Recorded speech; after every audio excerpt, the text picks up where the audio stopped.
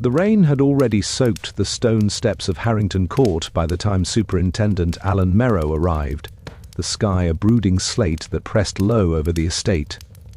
The great house loomed like a slumbering beast, its windows dark, its turrets jagged against the morning light. A maid trembled nearby, wringing her apron as though trying to strangle her own fear. Inside, the corridors seemed too quiet for a place that had, only hours before, played host to society's most elaborate charity ball. Now the echoes of polished shoes and polite laughter were replaced by the low murmur of police voices and the anxious whisper of scandal. Lady Beatrice Harrington, celebrated philanthropist, patron of the arts, and social force of nature, lay dead in her private salon, locked from the inside. Merrow paused at the threshold. The lock bore no signs of tampering. The only key was found on the inside, beside the fallen body. The windows were latched from within, and the fireplace flue was too narrow for even a determined intruder. It was a locked-room tragedy of the most infuriating sort. And yet, the oddest element was not the impossible means of entry.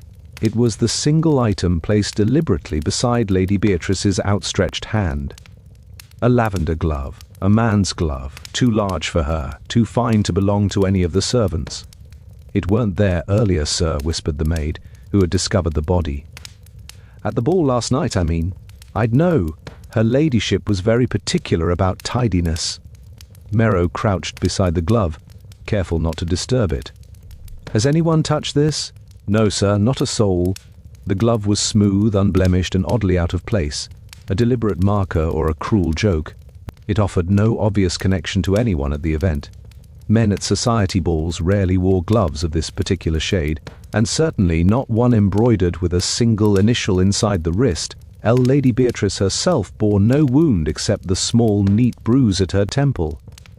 Yet she lay as still as marble, one hand extended toward the glove as if reaching for a final truth.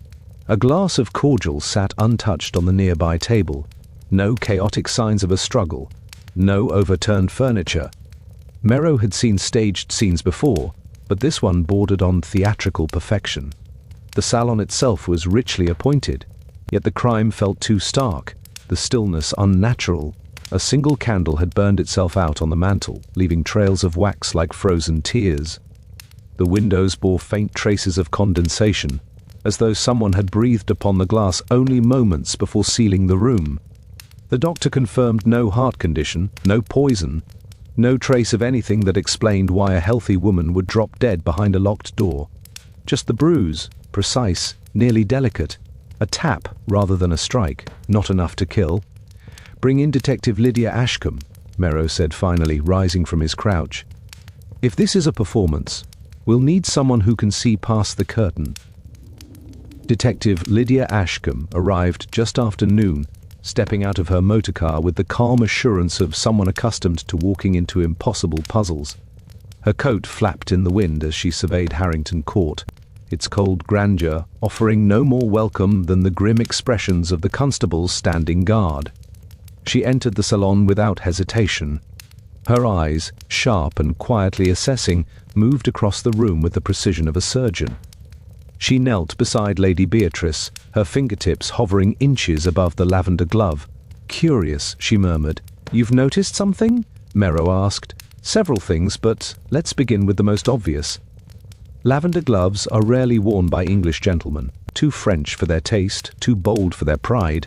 Yet someone wants us to believe a man left it here. Or perhaps that Lady Beatrice was reaching toward him. It's too conspicuous, too staged." Merrow nodded. The room was locked from the inside. "Yes," she said, rising, "which means either our victim locked it herself, or the murderer did, using some method yet unseen." She drifted toward the window, studying the condensation. This pattern, almost as if a shape had been pressed here earlier, then wiped.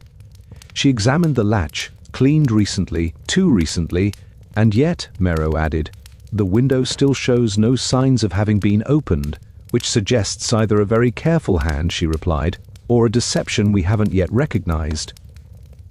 Her gaze shifted to the extinguished candle. Odd. Only one candle lit in a room with electric lamps. Why? She often lit a candle to think, Merrow offered. At least, that's what the staff say. Then why is it burned down completely? She couldn't have been here for hours. Not during a ball where she was expected to host. The detective moved to the writing desk. Notes from last night's event lay arranged in neat lines, but one leaflet stood askew, an invitation marked by a smudge of lavender-colored wax. A seal? Merrow asked. No, Lydia said softly. Someone with gloved fingers handled this recently. Her gaze turned toward a portrait above the mantel. Lady Beatrice alongside her late husband, Sir Alistair Harrington, a man remembered fondly for his charm and discreetly for his financial missteps. The couple smiled in the painting, but the artist had captured something else too, a tension around Lady Beatrice's eyes, a sharpness in her grip on her husband's arm. "Tell me, Superintendent," Lydia said, "was Lady Beatrice expecting anyone after the ball?" "No. According to the staff, she retired early, alone. As far as we know." She turned back to the glove, its lavender fabric seeming almost luminous in the gloom. The initial L could refer to a person, of course. But what if it doesn't? She lifted the glove with a pair of tongs, rotating it. "Lavender," she repeated. "Lavender is associated with remembrance and deception." Merrow frowned. "Deception? How so?" "Codes among certain circles," she said vaguely, setting the glove aside. "Symbolic gestures meant for only a few to understand." She studied Lady Beatrice's delicate bruise. "This mark, it's the right shape for the end of a walking cane, rounded, weighted, delivered with just enough force to make her collapse. But not enough to kill," Merrow said. "So what did—" "That," Lydia said, "is the central puzzle." She examined the cordial untouched on the table. The doctor had found no poison within it, but Lydia dipped a reagent strip anyway. When it revealed nothing, she moved on to the candle stub. A faint scent lingered, a fragrance oddly familiar. She held it to her nose. "Perfumed wax," she muttered. "Lavender again. And something else, something sharp beneath it. Could a candle kill?" Merrow asked skeptically. "Not the candle," she murmured, "but what it carried. If someone introduced a volatile substance into the air shortly before the room was sealed, something that dissipates quickly, the doctor would miss it. But why would she collapse instantly? Because she inhaled it directly," Lydia replied. "Likely while the candle burned." Merrow's eyes widened. "A vapor? But that would require precise timing." "Exactly, too precise for a simple killer. Which means someone orchestrated this with extraordinary care." Lydia stepped back, her mind turning. Lady Beatrice was intelligent, influential, and not easily deceived. If someone wished her gone, they needed her guard down. A private meeting, a trusted face. She moved toward the fireplace, examining the narrow flue. A trace of soot lay disturbed. She reached upward, retrieving a tiny metal fragment wedged in the brickwork. "A flue hook?" Merrow guessed. "No, a component of a small device, perhaps used to release the vapor before being retrieved. But the murderer dropped a piece while escaping." "Escaping how?" Merrow demanded. The door was locked, the windows sealed. Lydia's expression turned colder, sharper. "The murderer didn't escape, Superintendent. She let the truth settle between them. He, or she, never left the room at all." Merrow stared at her, but the room was empty when we arrived. "Yes," Lydia said softly, "which means the person who killed Lady Beatrice walked out later, using the key we found inside. But how could they lock it from the inside after leaving?" "That," she said, sliding the metal fragment into an evidence bag, "is the heart of the deception. And until we understand it, we cannot understand why Lady Beatrice died. But I assure you, this glove is not a clue. It is a message." She paused, eyes narrowing. "Someone wanted us to believe the impossible, which means they are hiding something very real." And with that, the stage for the final deception of Lady Beatrice was set. Lydia Ashcombe did not linger in the salon longer than necessary. The candle stub, the lavender glove, the faint traces of soot, all of it had been noted, catalogued mentally, and filed away for later cross-reference. She turned to Merrow, her sharp gaze taking in the constables, who hovered awkwardly near the door. "I need to see the rest of the house. There are details here that are being overlooked." Merrow hesitated. The other rooms? The staff says nothing is amiss. She retired alone. What are you expecting to find? Signs of human behavior, Lydia replied. The criminal often leaves traces not of violence, but of movement, habit, and oversight. These can be invisible to those who look only at what is obvious. The detective's first stop was Lady Beatrice's bedroom. The room itself was immaculate, as the maid had insisted, but Lydia's eye caught the subtle anomalies: the slight tilt of a picture frame, a cushion set just slightly askew, and a faint indentation on the edge of the writing desk where a chair had been shifted recently. Each small inconsistency was a whisper of activity, a disturbance in a room that otherwise appeared untouched. She opened the wardrobe, rifled briefly through the fabrics, noting the way some were meticulously folded, while others were imperfectly draped. Among them, a scarf, a soft silk of deep violet, caught her attention. It bore a faint smudge near the hem, something brown and sticky. She pressed a finger lightly to it and smelled. Chocolate, perhaps, or coffee. Out of place in a bedroom unused after the ball. Someone had entered with an item, consumed something, and left the residue, subtle but telling. Lydia's mind filed it as evidence, an item that might explain a pattern yet unseen. The drawing room presented further oddities. The staff insisted no one had been present after the ball, yet Lydia's eyes found what they did not. A chair pulled slightly closer to the fireplace than usual, a single wine glass set apart from the others on a side table, and the faint smell of cigar smoke lingering in a room otherwise free of it. She noted the direction of the airflow, the way the curtains had shifted in the breeze, and even the subtle pressure marks on the carpet. Each detail spoke to a presence moving deliberately through the house, someone careful enough to leave minimal trace, but not careful enough to erase every indicator. By the time she returned to the salon, Lydia's observations were forming a preliminary outline in her mind. The glove was not a clue to the killer's identity.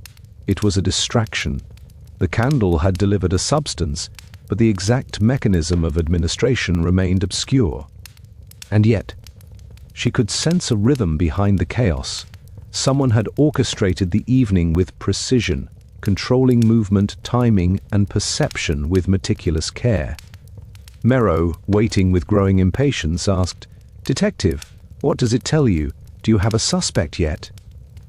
"Not yet," Lydia replied, her eyes on the fallen glove. "But I have a sense of the method. The killer planned for an appearance of impossibility. That tells me the person is either familiar with Lady Beatrice's habits, or they were intimately involved in creating this scenario."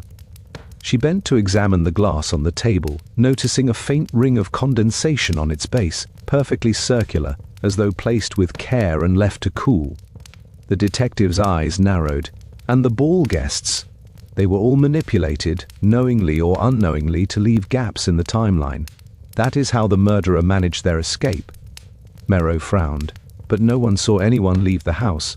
The doors were locked. "Appearances," Lydia said. "Appearances are everything here. People will believe only what they see. The truth is often smaller, hidden, and mechanical." She turned back to the glove, running a gloved finger along the interior. The initial L mocked her, a red herring designed to mislead. But something about the embroidery bothered her. Not the letter itself, but the angle of the stitching, the uneven tension of the thread. Whoever made it was practiced in appearances, but not perfection. A human hand amid the illusion of flawlessness. A first clue to a personality, a trait that would become more significant as she traced the pattern. Her attention was drawn to a sound, a faint scuffle from the hallway outside. Lydia moved smoothly to the door, peering through the keyhole, but saw nothing. Still, the sound had been deliberate, a subtle misdirection, or perhaps an accidental reveal. She instructed Merrow to question the staff individually while she returned to the scene for a final sweep. The maid who had discovered Lady Beatrice appeared, fidgeting nervously. I've told you everything," she stammered. "I didn't see anyone. Did you notice anything unusual?" Lydia asked gently, kneeling to meet the young woman's eyes. "Anything at all that seemed out of place during the night?" The girl hesitated, biting her lip. "Well, there was the butler, sir. He went to the wine cellar just after the last guests left. Normally he wouldn't, not until the morning. And he carried a tray with something. I didn't see what." Lydia's eyes lit. A small detail, dismissed by others, now pulsed with potential significance. Someone retrieving a tray of items from the cellar could explain the delivery mechanism. Perhaps even the introduction of a substance in the candle or drink. Small actions, insignificant to the untrained eye, could be pivotal. "Did anyone else enter Lady Beatrice's room?" she asked, keeping her tone casual. The maid shook her head. "Not that I saw, but sometimes I thought I heard voices, low, whispering, when I passed the corridor near the east wing." "Voices," Lydia repeated, noting the direction and timing. "Thank you, that is helpful." As the maid retreated, Lydia bent to the glove again, running her fingertips over the silk. She saw what others had missed, a faint trace of powder inside the cuff, invisible without close inspection. She took a sample, storing it carefully in her evidence envelope. This was not accidental. The powder, the scent, the glove, the candle, all were deliberate components of the murderer's carefully constructed tableau. Walking through the corridor toward the kitchen, Lydia's mind replayed the ball in fragments. The laughter, the clinking of glasses, the moment Lady Beatrice retired, and the meticulous steps of someone weaving themselves unnoticed through the crowd.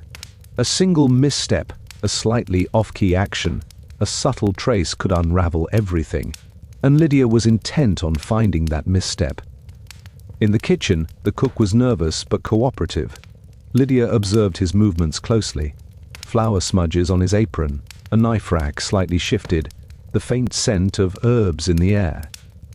She asked about the evening service and learned that a tray had been sent to Lady Beatrice's salon, ostensibly with leftover chocolates from the ball. The cook's eyes flickered when he mentioned the tray. Lydia noted the hesitation.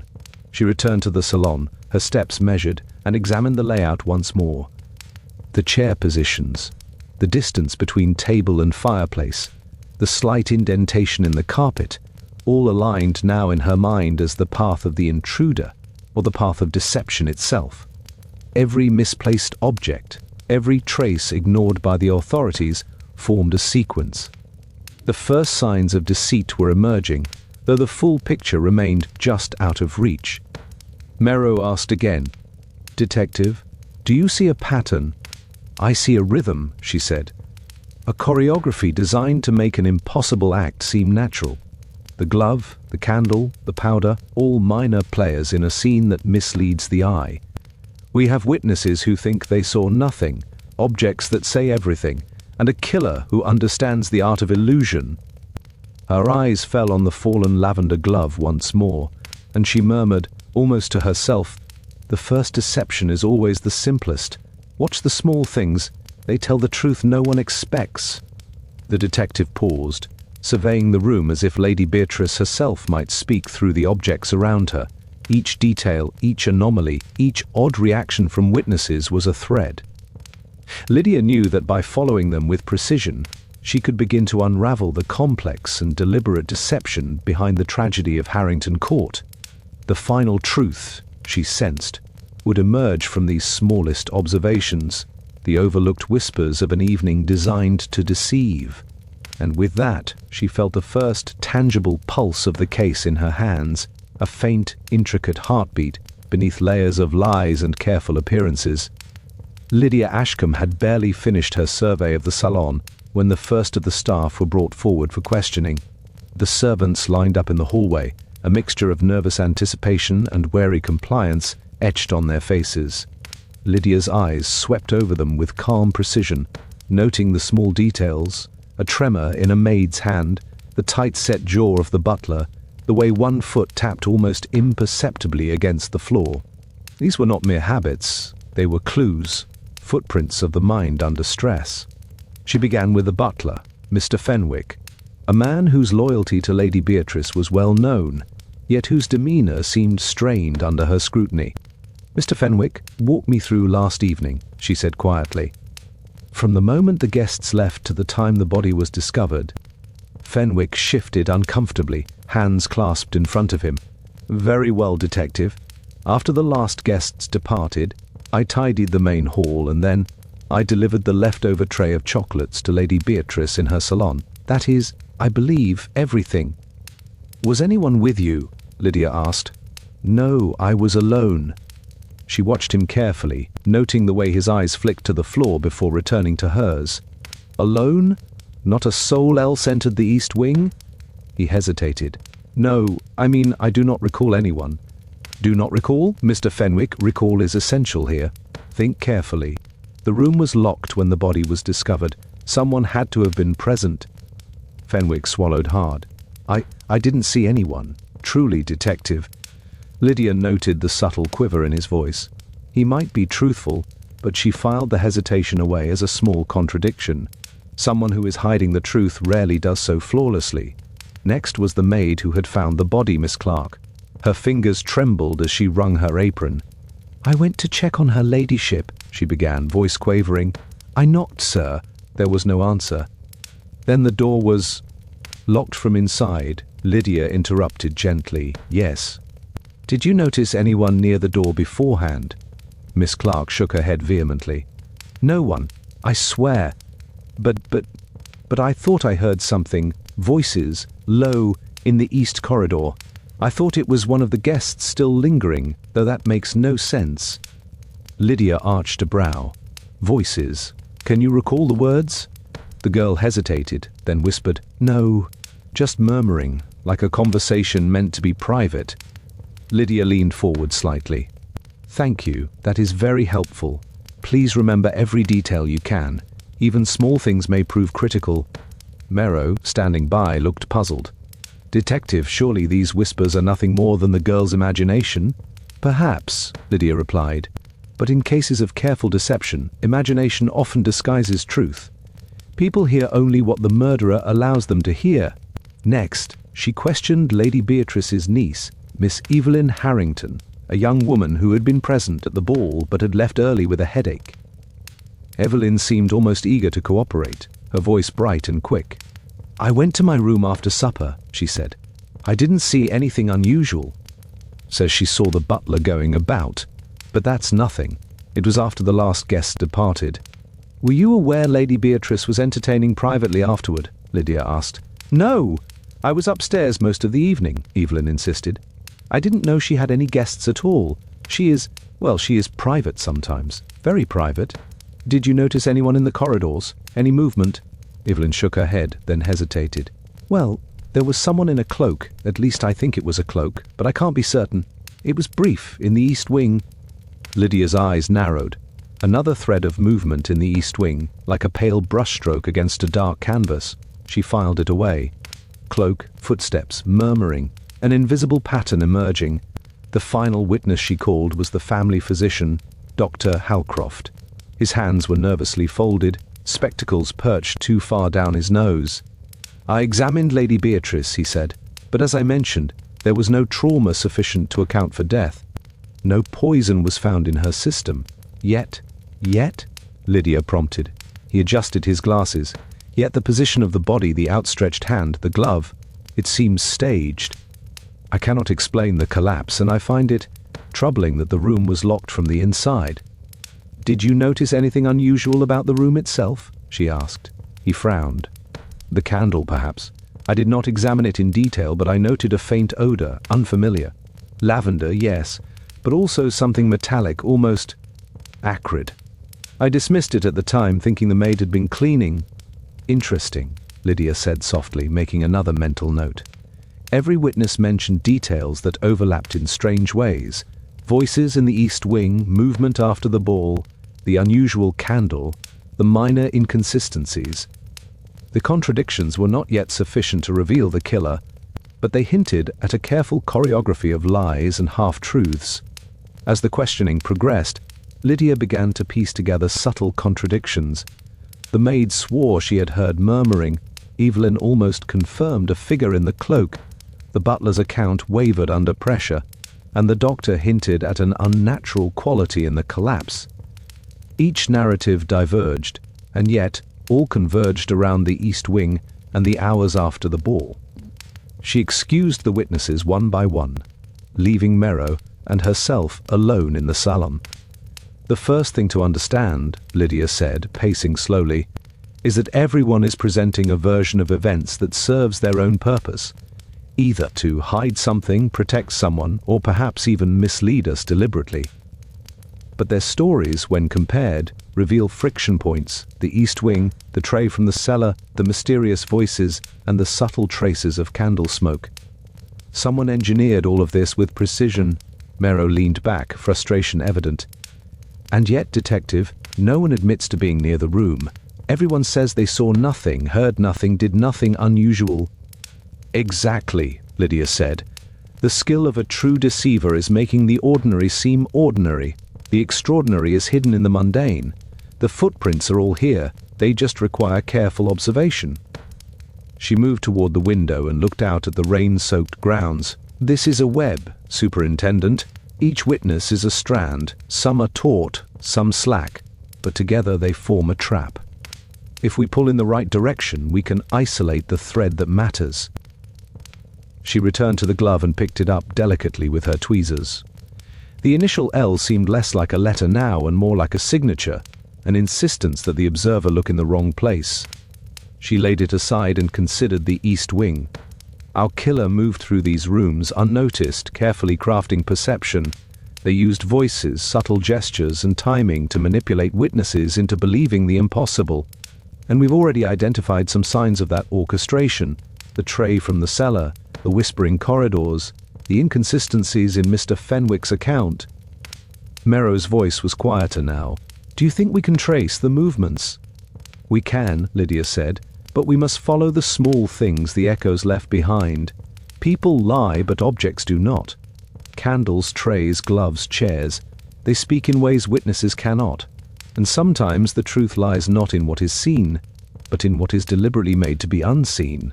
She gathered her notes and the evidence collected so far, the pieces forming a skeleton of insight.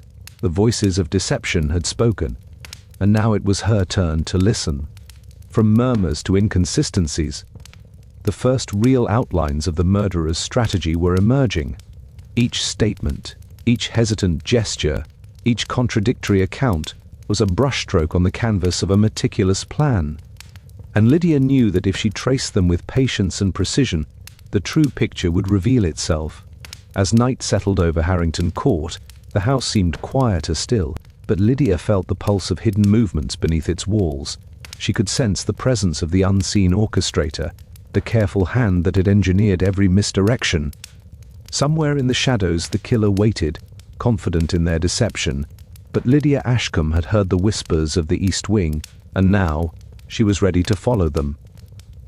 Lydia Ashcombe spent the night poring over the statements she had gathered, tracing inconsistencies and connections across the tapestry of Harrington Court's occupants.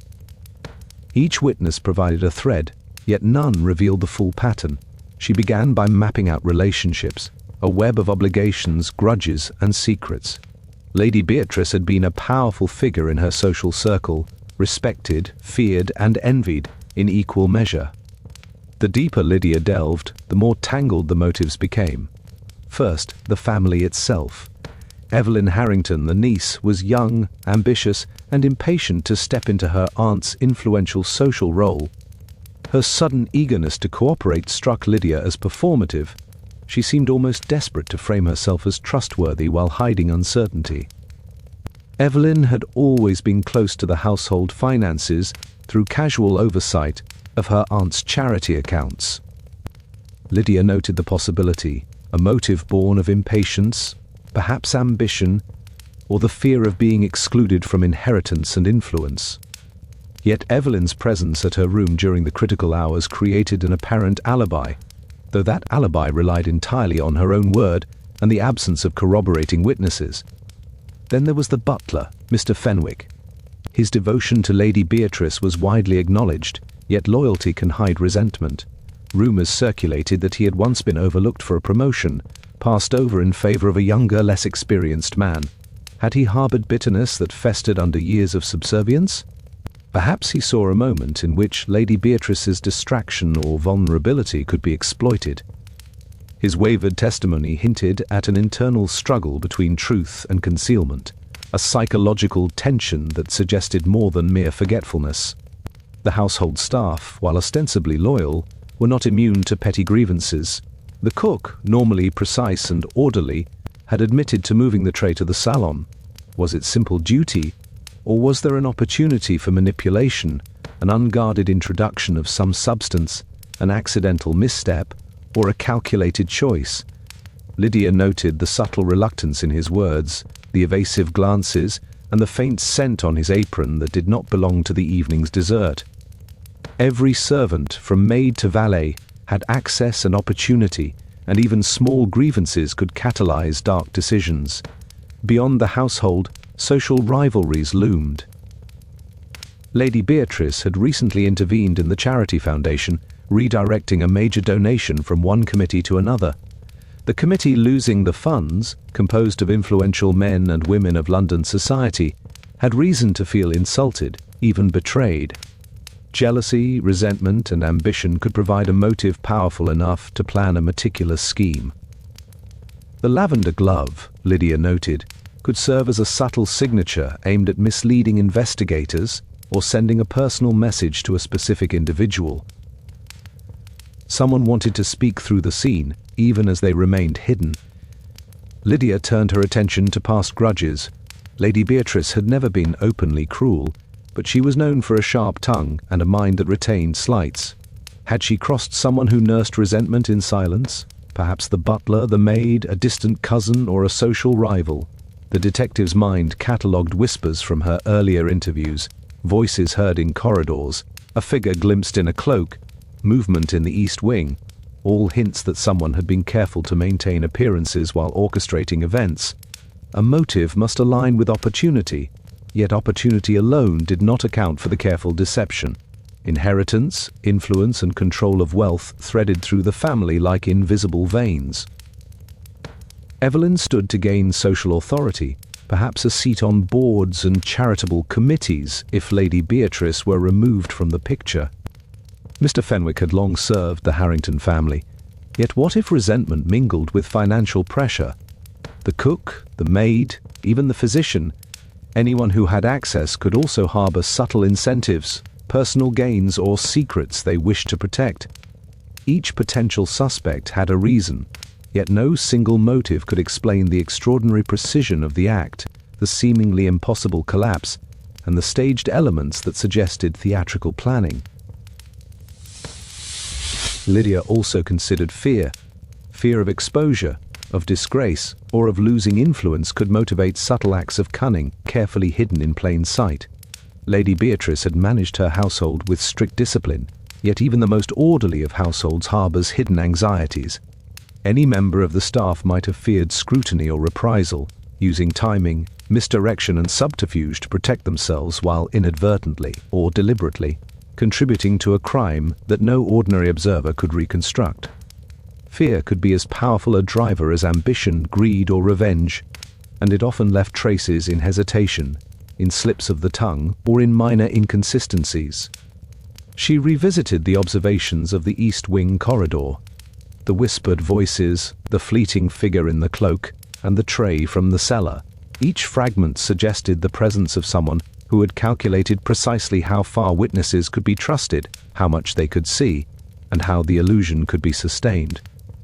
Whoever moved through the East Wing had intimate knowledge of the household's routines, its rhythms, and the behavior of those within it. Opportunity, yes, but combined with knowledge and forethought, it suggested personal investment, someone who could navigate motives, manage appearances, and act decisively. Lydia methodically crossed these observations with alibis. Evelyn's retreat to her room created a partial cover. Fenwick's solitary delivery of the tray offered opportunity yet left him exposed to scrutiny. The cook's involvement hinted at potential complicity. Even Dr. Halcroft's nervous attention to the candle's scent raised questions. Had he merely observed, or had he been manipulated, or manipulated himself into overlooking evidence? The detective's mind moved along each thread, untangling the dense web of claims, contradictions, and half-truths. She saw patterns where others saw chaos, the sequence of movement, the manipulation of perceptions, and the subtle alignment of opportunity with motive. As the first light of morning crept into the salon, Lydia pulled together a preliminary schema of connections and intentions. Greed, ambition, jealousy, resentment, and fear intersected in overlapping triangles, each pointing toward potential responsibility. Yet she remained cautious. Motive alone could not confirm guilt, and every suspect's reasoning could be rationalized in multiple ways. She needed tangible linkage, something small, overlooked, tangible, that tied a person to the carefully staged collapse, the lavender glove, and the candle with its subtle scent. Merrow, watching from the doorway, asked, "Do you think we are close to understanding why this was done?" "We are," Lydia replied, "but not yet who. Motives tell us why, not how." Each of these people had reason to wish Lady Beatrice gone, but only one orchestrated the sequence with flawless attention to detail. And they did not act randomly. Every action, every object, every distraction was placed to control perception, manipulate witnesses, and hide the method. The motive maze is vast, but it is bounded by opportunity and precision. We must focus there. She returned to the evidence table, eyes scanning the scattered traces, the glove, the faint powder residue, the candle stub, the tray from the cellar. Each element now represented a potential nexus, a point where motive intersected with opportunity. The killer had exploited not just access, but psychological leverage over those around them, creating a network of falsehoods that obscured the truth. The detective stepped back and regarded the room as a single entity, a stage where each movement, gesture, and object had been calculated to mislead. Greed, envy, fear, these were tools wielded by a mind capable of orchestrating a narrative so convincing that even careful witnesses were drawn into its fiction. Lydia's mind worked swiftly, aligning fragments of testimony with the tangible evidence. Finally, she whispered to herself, almost inaudibly, "Every motive is here, every opportunity accounted for. Now to find the single thread that unravels them all." The web of Harrington Court, intricate and deceptive, had revealed its first patterns. Lydia knew that once the true link was uncovered, the shadow behind the carefully staged scenes would be forced into the light. And in that revelation lay the key to untangling the maze of ambition, jealousy, and fear that had brought Lady Beatrice to her final tragic hour. Lydia Ashcombe had barely begun to piece together the intricate web of motives when the breakthrough came, or at least what the others believed to be a breakthrough. Early that morning, Merrow burst into the salon, holding a small, folded envelope with a triumphant expression. "Detective, you won't believe this, someone has confessed." Lydia raised an eyebrow, her mind immediately cautious. "A confession?" she repeated, her tone measured. "From whom?" "The cook," Merrow said. "He came forward just now, claimed he'd accidentally poisoned Lady Beatrice's cordial." The detective's sharp eyes scanned him carefully. "Accidentally?" she murmured, already sensing the inconsistencies. "Did he offer any explanation for the locked room scenario?" Merrow hesitated. "Well, he said he placed the tray in the salon and didn't realize she would drink it immediately. He insists he meant no harm." Lydia walked to the window, her mind working in precise circuits. The cook's story might satisfy the other officers. A neat cause, a plausible mechanism, an admission of guilt, but it did not align with the meticulous choreography she had observed the night before. She had noted the lavender glove, the powder in the cuff, the candle, and the faint traces of movement in the east wing. A simple, accidental poisoning could not account for these deliberate touches. "Very well," she said softly. "Let us see this envelope." Merrow handed it over. The confession was short, nearly terse. The cook admitted to placing a syrup intended for Lady Beatrice in the glass, a mistake that resulted in her death. He expressed deep remorse and urged the authorities to punish him. Merrow, visibly relieved, turned to the assembled constables. "Case closed, everyone. The culprit has come forward. We can report to headquarters." The staff, too, seemed to exhale collectively, some nodding, others murmuring relief. Even Evelyn Harrington allowed herself a small smile, the weight of suspicion seemingly lifted from her shoulders. But Lydia Ashcombe did not relax. Her gaze drifted over the table where the lavender glove lay, its silky fabric catching the morning light. Something was missing. Too many threads remained unresolved. The powder, the faint acrid smell from the candle, the East Wing movements, and the whispered voices were anomalies that the cook's story could not explain. Her instincts, honed through years of subtle observation, told her that the confession was convenient but incomplete. She approached the cook, who was sitting nervously with downcast eyes. "Tell me, when did you place the syrup?" she asked quietly. "Right after the guests left, detective," he replied, voice shaking. "I brought it upstairs to her ladyship. I didn't touch the candle or anything else. I didn't mean for anything bad to happen." "And you were alone in the East Wing?" "Yes. Absolutely. No one else. I swear it." Lydia's eyes narrowed. Every detail he offered seemed rehearsed, too careful, too tidy. She recalled the maid's report of whispered voices and Evelyn's glimpse of a cloaked figure. None of this fit with the cook's narrative. If he were the only person in the corridor, how could those anomalies exist? She turned to Merrow. "Superintendent, this is a superficial solution. It appeases the mind, but it does not satisfy the facts. The room was locked, yet we observed subtle signs of staging, chair positions, powder traces, the glove. Someone manipulated these elements. Accidental poisoning does not account for deliberate deception." Merrow frowned. "Detective, surely you aren't suggesting the confession is false? He admits it himself." "I am suggesting," Lydia said, "that it is incomplete. A clever mind can craft a confession that misdirects. The real orchestrator remains hidden, and the details they engineered have yet to be explained. Watch the evidence closely. It whispers truths that a written statement cannot alter." Despite her reservations, the authorities moved quickly. Reports were drafted, the confession catalogued, and news of the case's resolution began to circulate. By noon, most of Harrington Court's staff and visitors had been told the murderer was the cook, an unfortunate man caught in an accidental tragedy. There was applause, sighs of relief, and even quiet condolences to the family. But Lydia remained in the salon, walking from the fallen lavender glove to the extinguished candle and the powder-stained carpet. The details that had initially drawn her attention now seemed more insistent.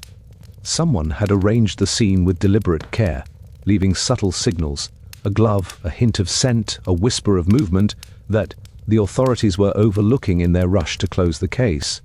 She traced her fingers along the edge of the tray from the cellar, recalling the faint smudge she had observed earlier. If the cook had been acting alone, why would such a precise set of misdirections exist? Why the East Wing whispers, the fleeting figure in a cloak, the calculated placement of objects? Lydia turned back to Merrow. "Superintendent, I will need full access to the household tonight. I want to observe the staff, the corridors, and the rooms as they move through them. Patterns repeat, even when people think they are careful. The real criminal is still active, watching, waiting, and if we miss them now, we risk another tragedy." Merrow hesitated but saw the conviction in her eyes. "Very well, detective, you have carte blanche. But if this is just intuition, we risk upsetting the staff. Intuition?" Lydia smiled faintly. "Call it experience, Superintendent, and a refusal to accept a solution that doesn't satisfy the evidence." By evening, the household had quieted into a rhythm, servants moving through corridors, guests departed, and shadows long across the marble floors. Lydia observed each subtle interaction, a pause at the top of the stairs, a glance exchanged in a hallway, a hand lingering too long on a doorknob. Even with the false confession in place, behavior betrayed unease, nervousness, avoidance, and small gestures that revealed more than words could. She retraced the path she had imagined the murderer might have taken the night before, measuring distances, timing potential interactions, and noting sightlines. Every chair, every table, every faint indentation in the carpet was a potential witness. She considered the glove once more, deliberately left in view, a distraction, a signature. Someone had staged the scene to appeal to the investigator's expectations, creating the illusion of simplicity. Lydia's eyes fell on the flue above the fireplace. The fragment of metal she had recovered earlier was still in her evidence bag, unexplained by the cook's confession. Its purpose was deliberate. It hinted at a mechanism, a tool, a method that the confession ignored entirely. If the cook had been acting alone, there would be no need for such subtlety. Yet the fragment, like the glove, like the candle's scent, whispered of planning and orchestration. Hours passed as she observed, thinking, and cataloguing. Outside, the rain returned, tapping against the windows, echoing the rhythm of the unseen movements within. Lydia was certain the true perpetrator was still present in the house, or nearby, and that the public victory declared by the authorities was premature. Finally, she murmured to herself, "A confession can be a curtain, a diversion, a convenient lie. But the truth, the real truth, waits in the shadows, patient and deliberate, and I will find it before it strikes again." The cook, praised and pitied by the authorities, remained unaware that he had become a pawn in a far more elaborate game. The real criminal, confident in their deception, watched the unfolding scene like a predator. Lydia knew that if she allowed the illusion of closure to take hold, the murderer would slip away entirely. But she would not be deceived, not by the confession, not by appearances, not by whispers in the dark. The hunt, she realized, had only just begun. Lydia Ashcombe spent the following morning retracing the threads of Harrington Court's quiet chaos.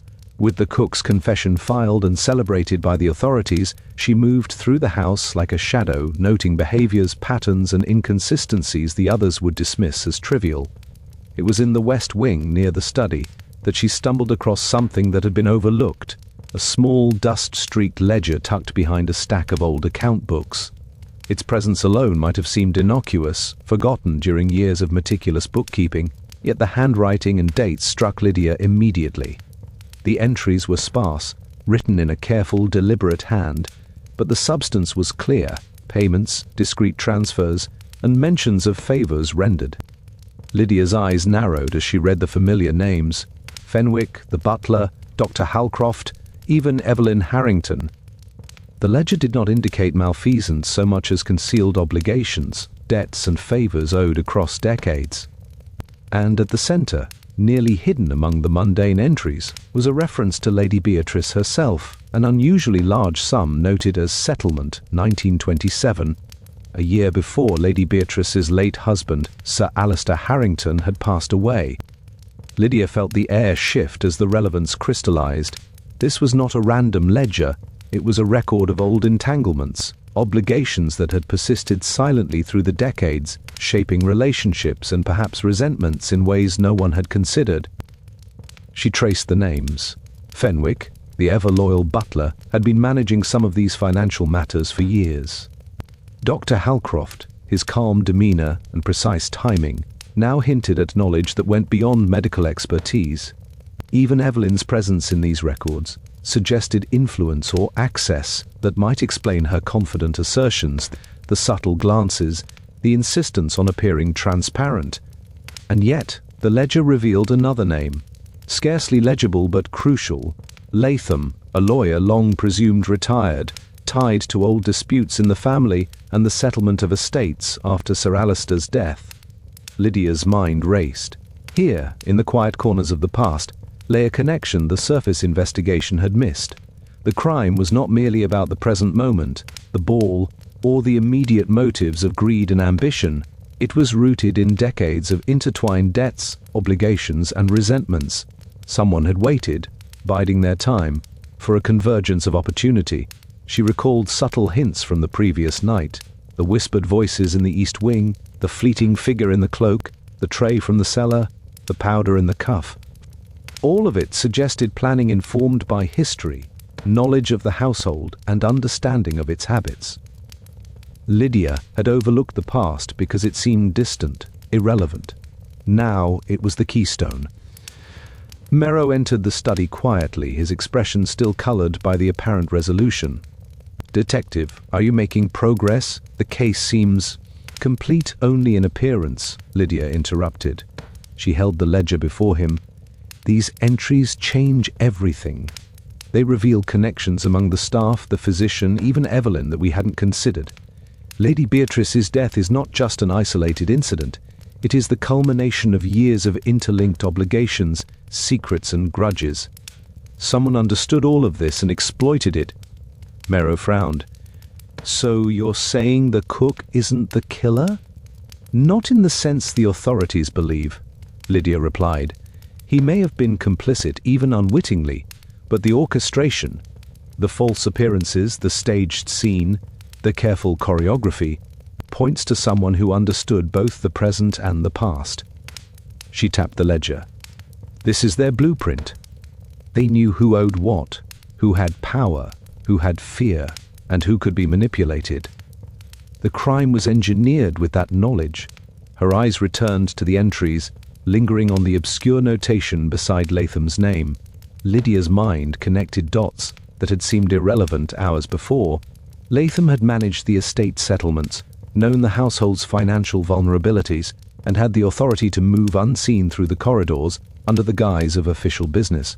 But more than that, he had access to the minds of those he had long guided or influenced, shaping their actions subtly over years. If anyone had a comprehensive understanding of the past and present combined, it was he. Her recollection of the powder, the candle, and the glove coalesced. The powder had been placed deliberately, yet with subtlety, to create an initial misdirection. The glove was a signature aimed at the eyes of investigators and observers alike, and the candle, with its faint acrid scent, had delivered an almost imperceptible cue, something that suggested the presence of chemicals or timing, elements the authorities could dismiss as inconsequential. These were all tools of someone accustomed to precise control, someone who had orchestrated events decades in advance by manipulating both people and perceptions. Lydia walked the corridors mentally, mapping the footsteps, imagining the figure in the cloak, tracing the timing of the tray's delivery and the careful locking of the room. Each detail aligned with knowledge that could only come from a long-standing relationship with the family and the household, an intimate awareness of routines, habits, and small vulnerabilities. "Superintendent," she said quietly, turning to Merrow, "we have been looking at the wrong layer. The crime is not only about ambition, envy, or greed. It is about continuity.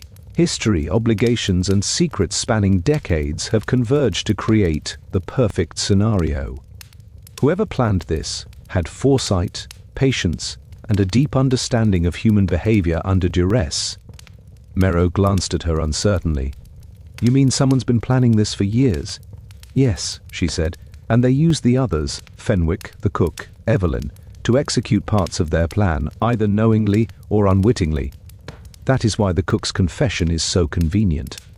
It provides closure for the authorities while masking the deeper orchestration." She returned to the salon, eyes scanning the room with renewed clarity. The lavender glove, the candle stub, the tray, the powder, all were components of a design informed by decades of interactions. The murderer had hidden in plain sight, drawing upon the past to shape the present, and Lydia now knew the path forward, to trace the connections revealed in the ledger, identify who had both access and motive rooted in history, and expose the hidden architect of this crime. As evening fell, the shadows lengthened across Harrington Court, and Lydia felt the weight of history pressing against the walls. She considered the ledger again, running her fingers lightly over the faded ink, tracing the names and dates.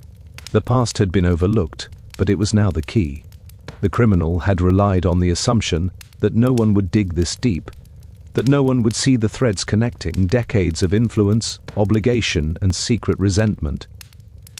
The detective knew that if she could unravel the past, she could illuminate the present, and only then would the full truth of Lady Beatrice's death be revealed. Not the convenient fiction provided by the cook's confession, but the intricate, deliberate reality, crafted with precision by someone who had waited patiently in the shadows for the perfect moment to strike. Lydia straightened, the ledger clutched in her hands. Every subtle trace, every whispered voice, every minor misstep now had a context. The crime was no longer isolated, it was a culmination. The real culprit had underestimated one thing: her patience, her ability to trace motives and connections across time. The game was far from over, and the shadows of the past were about to expose the architect of the final deception of Lady Beatrice. Lydia Ashcombe spent the morning methodically arranging the ledger and other evidence across the broad oak table in the study. Each name, date, and transaction had been annotated, cross-referenced with statements, alibis, and observed behaviors. She had begun to see faint lines connecting people who had seemed unconnected before. a network of obligations and subtle influence spanning decades. She needed more than patterns. She needed a reaction, a tell, something that would betray the person who had orchestrated Lady Beatrice's demise from behind the veil of convenience. She decided upon an unconventional approach, one that relied less on interrogation and more on psychology. Lydia had long believed that the mind under pressure, when confronted with carefully designed stimuli, could reveal cracks even in the most practiced deception. Her plan was to stage a minor illusion within the household, something seemingly trivial but psychologically calibrated to provoke unease in anyone whose conscience or calculation connected them directly to the crime. By mid-afternoon, she had set her stage. A tray of chocolates, similar to the ones supposedly involved in the cook's confession, was placed in the salon exactly as it had been the night before, except this time it contained no poison, only a faintly scented powder that was harmless but reminiscent of the original candle's subtle aroma. Lydia called the main household members into the room, including Fenwick, Evelyn, and Dr. Halcroft, ostensibly for a routine review of events. "Observe carefully," she said, her tone light but commanding. "I want everyone to walk through the evening sequence. Recount what occurred and what you handled. Pay attention to the objects as they were arranged, and do not overlook even small details." At first, the staff moved cautiously, speaking in rehearsed tones. Evelyn Harrington repeated her statements about being in her room. Fenwick described the tray delivery as he had before, and Dr. Halcroft offered calm, neutral observations. Yet Lydia noticed subtle micro-expressions, tiny twitches, fleeting hesitations, that suggested they were aware this reconstruction was being observed with more scrutiny than before. She picked up the lavender glove and, with careful nonchalance, let it slip from her hand so it rested at a slight angle on the edge of the sofa. "I noticed this glove last night," she remarked softly. "It was in plain view, yet no one seemed to notice its orientation or trace any powder. Fascinating, isn't it? How small details can evade even careful observation."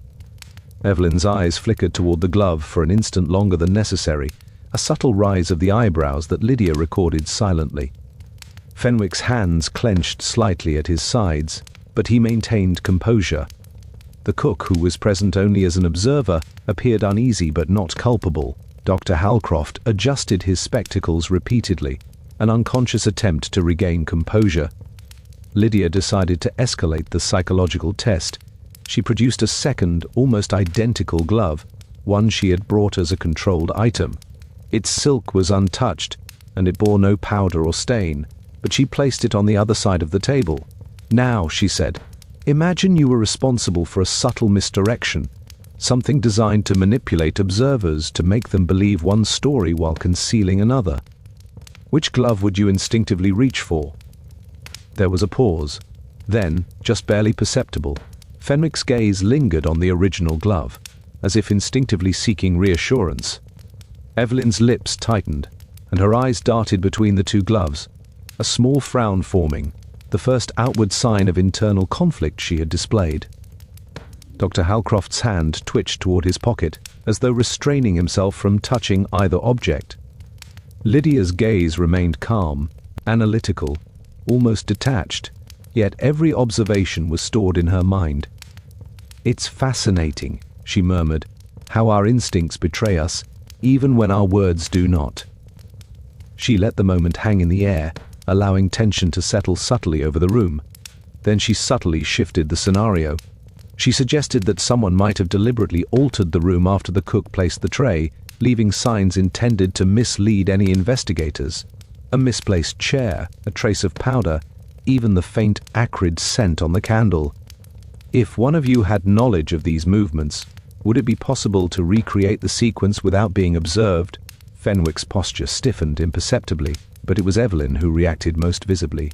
She leaned back, a sharp intake of breath, and her hand brushed against the edge of the table, sending the harmless powder scattering in a fine dust. Her eyes widened momentarily, and for a heartbeat, the mask of innocence cracked.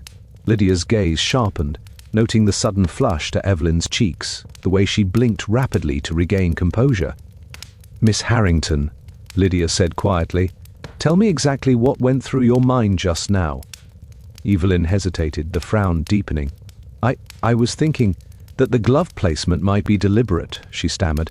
I mean, it could be symbolic, or a signal, or... Her voice faltered. Lydia did not interrupt. She watched the subtle inconsistencies, the way Evelyn's shoulders tensed, the rapid blink, the almost imperceptible swallow. Lydia turned to Fenwick. "And you, Mr. Fenwick?" He exhaled slowly, carefully measured, giving no outward sign of the inner calculation, yet the small tension in his jaw suggested awareness, even if he remained outwardly loyal. Dr. Halcroft, meanwhile, appeared composed but pale, fingers interlaced tightly, as if bracing against some unspoken knowledge. The trick was working. Lydia's unusual tactic, creating a controlled scenario with elements reminiscent of the original crime, had provoked instinctive reactions. Observing these subtle tells revealed more than direct questioning could. People who had carefully rehearsed their statements could not entirely control their reflexive responses to stimuli that resonated with the original act. She allowed the room to sit in quiet tension, then slowly picked up the tray, tracing her finger over its edge, where the harmless powder had settled. "Objects can betray us," she said softly. "The smallest trace can speak louder than 1,000 words. Our instincts betray our secrets when confronted with the echoes of what we wish to conceal." Evelyn's eyes darted involuntarily to the tray, then to the lavender glove. The faintest tremor of the hand suggested she was hiding knowledge, an internal conflict she could not suppress. Fenwick's gaze remained steady, though a small line of concern appeared at the corner of his eye, hesitation, perhaps guilt, or perhaps awareness of the real orchestrator. Dr. Halcroft's face remained controlled, but Lydia noted the tightening of the lips, the brief pause in breathing, subtle physiological indicators that betrayed more than words could. Lydia stepped back, satisfied with the results. Her unconventional method had exposed a subtle crack in the deception, one that no confession or routine questioning could reveal. A psychological trigger, combined with a recreated sequence of events, had elicited micro-reactions, exposing vulnerabilities in behavior, inconsistencies in composure, and faint echoes of concealed knowledge. She now had a clearer path. The reactions, while subtle, were telling. Evelyn's tremor and gaze, Fenwick's minor but telling tension, and Dr. Halcroft's constrained composure all suggested degrees of awareness, but only one person had orchestrated the choreography that required such precision. The crack had appeared, not large, not obvious, but undeniable to a trained observer. Lydia closed her notebook, the faint smile of anticipation appearing briefly. "The real architect of Lady Beatrice's demise is still observing," she murmured. "But they have revealed themselves, without realizing it. The next steps will follow from these subtle signals, and when they are confronted, the deception will unravel entirely." For the first time since the night of the ball, Lydia felt the investigation shift forward with momentum. The psychological test had exposed a hidden truth, a subtle but undeniable reaction that pointed directly toward the mind behind the final deception of Lady Beatrice. And somewhere in the shadows, the perpetrator waited, confident, meticulous, and unaware that the trap had already been set. Lydia Ashcombe had scarcely returned the recreated tray and glove to the evidence table when a sharp disturbance in the hallway drew her attention. Footsteps, fast, urgent but careful, echoed against the marble floors. She glanced toward the open study door, noting the sudden flutter of a curtain as someone passed out of view. The sensation was immediate. Someone was moving deliberately within the house, aware of the investigation, and taking action to manipulate or eliminate evidence. She excused herself from the room, following the corridor with measured steps. The faint scent of lavender and the acrid trace she had noted days before lingered in the air, subtle yet insistent. Lydia's instincts told her that this was not a mere distraction but a calculated interference. Whoever had orchestrated Lady Beatrice's demise had learned that she was narrowing in on them, and they were acting to protect themselves. When she reached the salon, a cold shock stopped her. The tray she had used for her psychological test, along with the carefully placed lavender glove, was gone. Not simply moved, but removed entirely. The powder was swept away, the glove absent. Even the smallest traces she relied upon for observation had vanished. Someone had been in the room and had known exactly what to take. Marrow arrived just moments later, summoned by Lydia's quick ringing of the service bell. His expression shifted from confusion to alarm as he took in the absence of the evidence. "Detective, it's gone. How? Who could—" Lydia cut him off, her tone calm but taut with tension. "Someone who understands the significance of these items, Superintendent. They know what I am observing, what I am testing, and they are moving to suppress it. The case is far from closed, but this changes the stakes." They retraced her steps, carefully inspecting the corridor, the study and the salon. There were no signs of forced entry, no footprints beyond the faint traces of dust disturbed by movement. Whoever had taken the evidence had done so with both precision and confidence. This was no desperate act. It was deliberate, informed, and designed to unsettle investigators. "Do you think it was one of the staff?" Marrow asked quietly, his tone tight with apprehension. "Likely," Lydia replied, eyes scanning every detail, every familiar corner of Harrington Court, or someone who moves freely through the household, someone with knowledge of the rooms and their contents. It would have to be someone confident enough to act without fear of immediate reprisal. The perpetrator knows our patterns, just as they knew Lady Beatrice's. She returned to the study, now empty, and considered the ledger. Perhaps the missing physical items were only part of a larger strategy. The records themselves had been untouched, but their context could now be challenged. With the physical cues gone, any interpretation could be questioned or dismissed. The thief sought to impose confusion, to give the appearance that nothing could be reliably traced. Lydia's eyes moved to Evelyn, who had been lingering at the threshold, ostensibly distressed but also alert. The young woman's expression betrayed a faint spark of recognition, or was it anticipation? Lydia made a subtle mental note. It was too early to draw conclusions, but timing, behavior, and access now required close scrutiny. Even the seemingly innocuous members of the household, from the maid to the cook, became potential vectors for the removal. Fenwick, usually measured and steady, displayed a slight tension in the jaw that Lydia had not observed before. The cook, though officially implicated in a false confession, seemed unusually attentive to the movements of others in the room, and Dr. Halcroft, ever precise and careful, had remained too still, almost calculating. Each now represented both opportunity and potential motive for interfering with the investigation. Lydia paused, considering the implications. The vanishing evidence was not merely a delay tactic, it was a message. Whoever had orchestrated Lady Beatrice's death understood that she, the detective, had begun to see patterns invisible to others. By removing the glove and tray, they disrupted her observational framework, making future inferences more difficult and casting doubt on previous conclusions. She returned to the spot where the glove had rested, running her fingers lightly along the edge of the sofa. There was a faint indentation in the velvet, almost imperceptible, as though the object had been lifted with care, leaving only a whisper of its presence. It was subtle, but it confirmed what Lydia had suspected.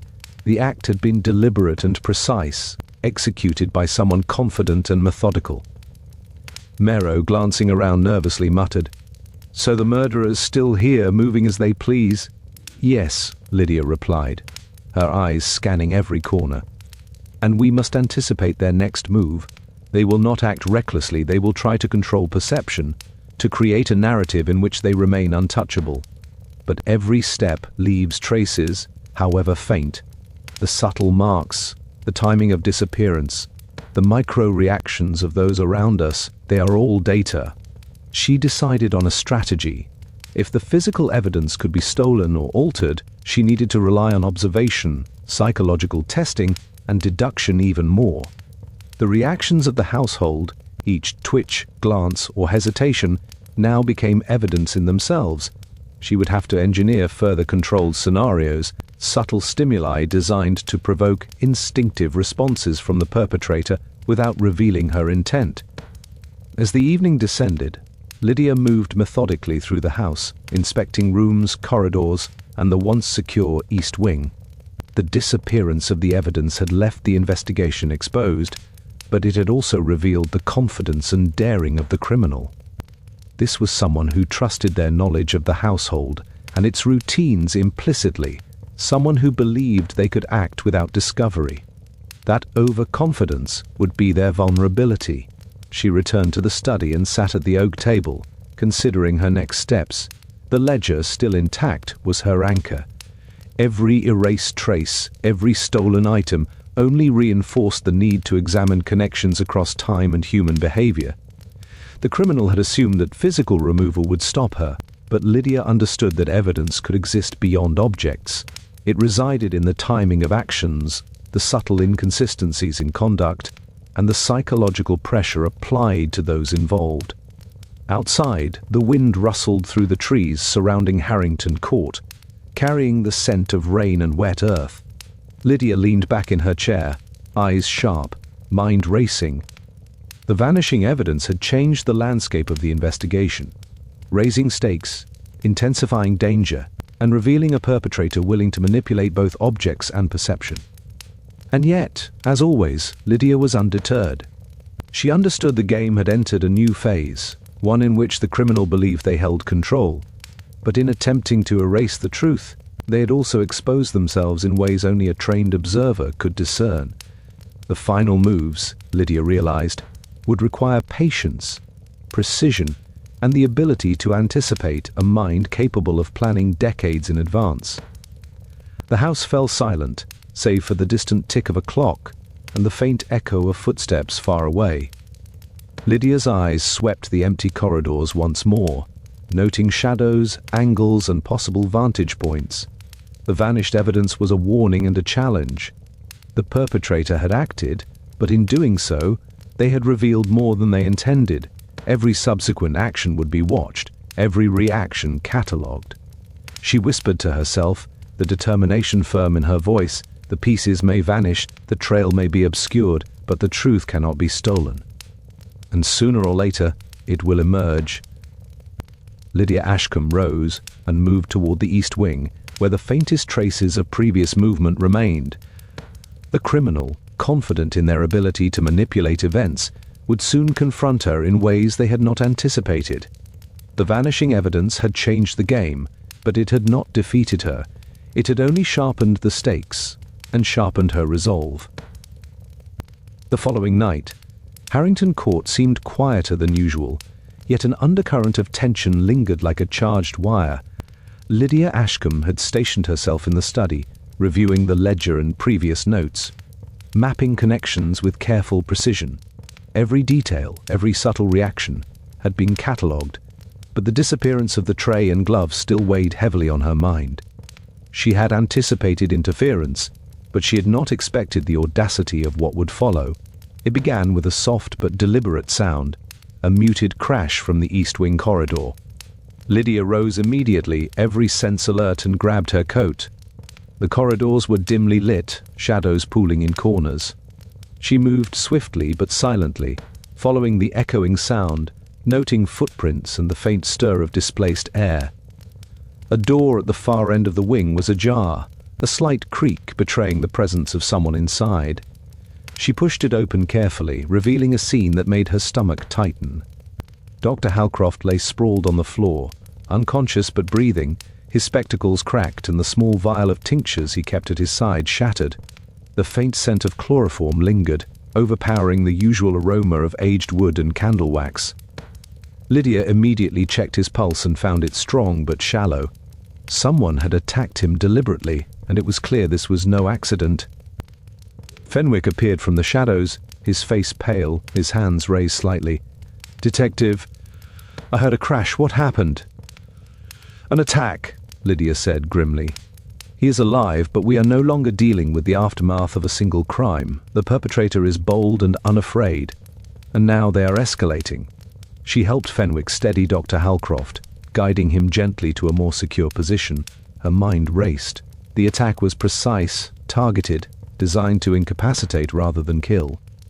Whoever had struck knew exactly where the physician's vulnerabilities lay, timing their actions to avoid witnesses while leaving a clear message. The investigation was being watched, manipulated, and challenged at every turn. Suddenly, A faint movement at the far end of the corridor caught her eye. A figure, tall and cloaked, slipped silently through the shadows. Lydia reacted immediately, pursuing the figure through the dimly lit passages, the echo of her footsteps mingling with the distant patter of rain against the windows. The figure was fast, but she anticipated the route, knowing the architecture of the house better than anyone, and cornered them near the servants' entrance. The cloaked individual stopped abruptly, turning with a fluid, deliberate motion. Lydia could see the glint of a face partially obscured by shadow. "I see you have discovered my little games," a smooth voice said, tinged with amusement. "Impressive, detective, but the game is far from over." Lydia's mind analyzed the figure, noting posture, gesture, and timing. There was confidence here, arrogant, almost theatrical, but also hints of overcaution. The attack on Halcroft, the removal of evidence, the subtle provocations during her psychological tests, they were all part of a pattern. The perpetrator thrived on misdirection and assumed control over perception. "Why attack him?" Lydia asked, keeping her tone measured. "What purpose does this serve?" "To remind you," the figure said, stepping closer, "that no detail is safe, no observation guaranteed. You think you are seeing patterns, you are only glimpsing fragments. I control the narrative here, just as I always have." Lady Beatrice's death was only the beginning. Before Lydia could respond, the figure slipped a small vial from their coat, tossing it into the shadows. A faint hiss filled the air, and a cloud of vapor spread quickly. Lydia instinctively stepped back, covering her mouth, and saw the figure vanish down the narrow service staircase, leaving only a faint trace of perfume and the smell of chemicals behind. Fenwick, who had followed at a cautious distance, shook his head in disbelief. They're everywhere. How do we catch someone like that?"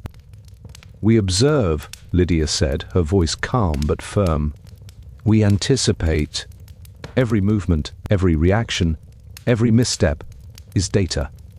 They believe themselves several steps ahead, but that arrogance is exploitable. They have attacked, but in doing so, they have revealed patterns, vulnerabilities, and their own psychological signatures." Returning to the study, Lydia examined the residual traces, the faint scent of chloroform, the lingering vapor from the vial, and the subtle disruption of dust along the corridor. Each was a clue to the perpetrator's approach, their methodical timing, and their knowledge of the house. It was clear they had studied Harrington Court with meticulous care, just as they had observed Lady Beatrice for decades. She reviewed the ledger once more, aligning the historical connections with the recent escalation. The past, she realized, was not simply relevant, it was a blueprint. The perpetrator had calculated every risk, exploited every known relationship, and now escalated to manipulate and intimidate those who might uncover the truth. Merrow arrived, summoned by Lydia's sharp alert to the attack. His face was tense, his earlier confidence shaken. "Detective, this changes everything. The perpetrator is violent, capable, and unafraid. How can we proceed?" "We proceed," Lydia said, "by understanding that every act, no matter how daring, leaves traces. They believe they are invisible, but overconfidence always creates opportunity. We will use the patterns we have observed, the past debts, the subtle behavioral tells, the choices they make under pressure, to anticipate their next move. And when they act again, we will be ready." Fenwick, still pale from the events, asked quietly, "Do you think they could strike again tonight?" "It is possible," Lydia replied, "but now we know their methods. Their attacks are precise, calculated, and designed to provoke. We will control the environment, manipulate their assumptions, and use their overconfidence against them. They may be several steps ahead, but even the most careful mind leaves cracks, and I intend to find them." That night, Lydia stationed herself strategically, observing the staff's movements, monitoring the shadows, and noting any anomalies in behavior. She reconstructed the sequence of attacks, the stolen evidence, and the psychological provocations, turning them into a predictive map of possible actions. Every flicker of light, every whispered word, and every hesitation was catalogued, creating a lattice of probabilities. Hours passed with careful observation, until a faint disturbance, a soft shuffle from the east wing, caught her attention. Lydia moved swiftly but silently, tracing the sound, ready for confrontation. Whoever had attacked Dr. Halcroft and stolen the tray had left themselves open, even if they did not know it. She paused at the corner, listening, her senses heightened. The figure appeared briefly, a shadow crossing a distant doorway, but it was enough. She caught the faint scent of the chemical, the glint of a clasp on the cloak, the rhythm of movement. This was the perpetrator's signature, precise, deliberate, confident. And now, Lydia Ashcombe realized, she had the opportunity to turn their own game against them. The unexpected twist, the second attack, was not merely an escalation. It was an opening, a misstep that would allow her to anticipate the next move, confront the shadow behind the final deception of Lady Beatrice, and begin closing the net on a mind that had thought itself untouchable. The house was silent once more, save for the distant tick of the clock and the quiet, deliberate breaths of the detective. The game had shifted, the stakes had risen. Lydia's pulse was steady, her mind alert. The villain was bold, the threat immediate, and the investigation no longer a mere search for motive or opportunity. It was now a battle to prevent another tragedy while unraveling a decades-spanning deception. She whispered to herself, almost imperceptibly, "They may strike again, but we are no longer blind. Every shadow, every hesitation, every choice is now part of the pattern, and I will be ready." Outside, rain beat against the windows, wind rattled the shutters, and Harrington Court seemed alive with silent tension. Within its walls, the predator still moved, confident and daring, but Lydia Ashcombe was watching, calculating, and waiting. The unexpected twist had arrived, and the final act was drawing near. Lydia Ashcombe spent the early hours of the morning walking the quiet halls of Harrington Court, her mind circling the threads she had collected over the past days: stolen evidence, subtle psychological reactions, long-buried financial obligations, and now the brazen attack on Dr. Halcroft. The house was still, but Lydia knew better than to trust appearances. Every shadow, every whisper of movement was part of the narrative the perpetrator had crafted, and every element could conceal a clue if observed with precision. As she moved from the east wing back toward the study, her eyes lingered on a small bronze inkwell on the corner of Lady Beatrice's writing desk. It had been there for years, always in the same place, unremarkable to any casual observer. Yet something about its position today struck her. It was slightly off-center, angled in a manner inconsistent with its usual placement. For a moment, Lydia paused, letting her instincts sift through the hundreds of details she had accumulated. She recalled the ledger, the careful notation of debts, settlements, and favors that had linked every member of the household across decades. The subtle psychological tests, the stolen tray, the vanished glove. Every one of these events had left a trace, a minor imperfection. And yet it was the inkwell, nearly invisible in its everyday function, that finally crystallized the larger picture. The pattern, elusive until now, revealed itself not in the dramatic acts, but in the minutiae. Lydia pulled her notebook from her coat pocket and began sketching a map of the household, marking objects, corridors, and interactions. She connected the stolen evidence to reactions of the household members, then overlaid the timeline of old obligations, debts, and long-standing relationships. Slowly, a lattice began to form. The psychological tells she had observed, the hesitation, the fleeting glance, the minor tremor, were not random.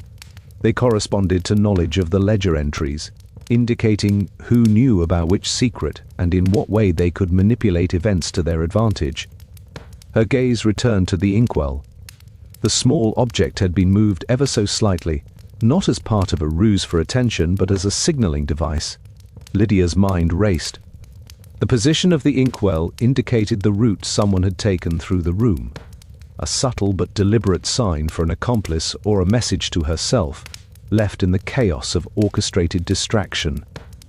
The thought had been so minor, so ordinary, that no one else would have noticed it. Yet in that simple deviation lay the key to the broader pattern.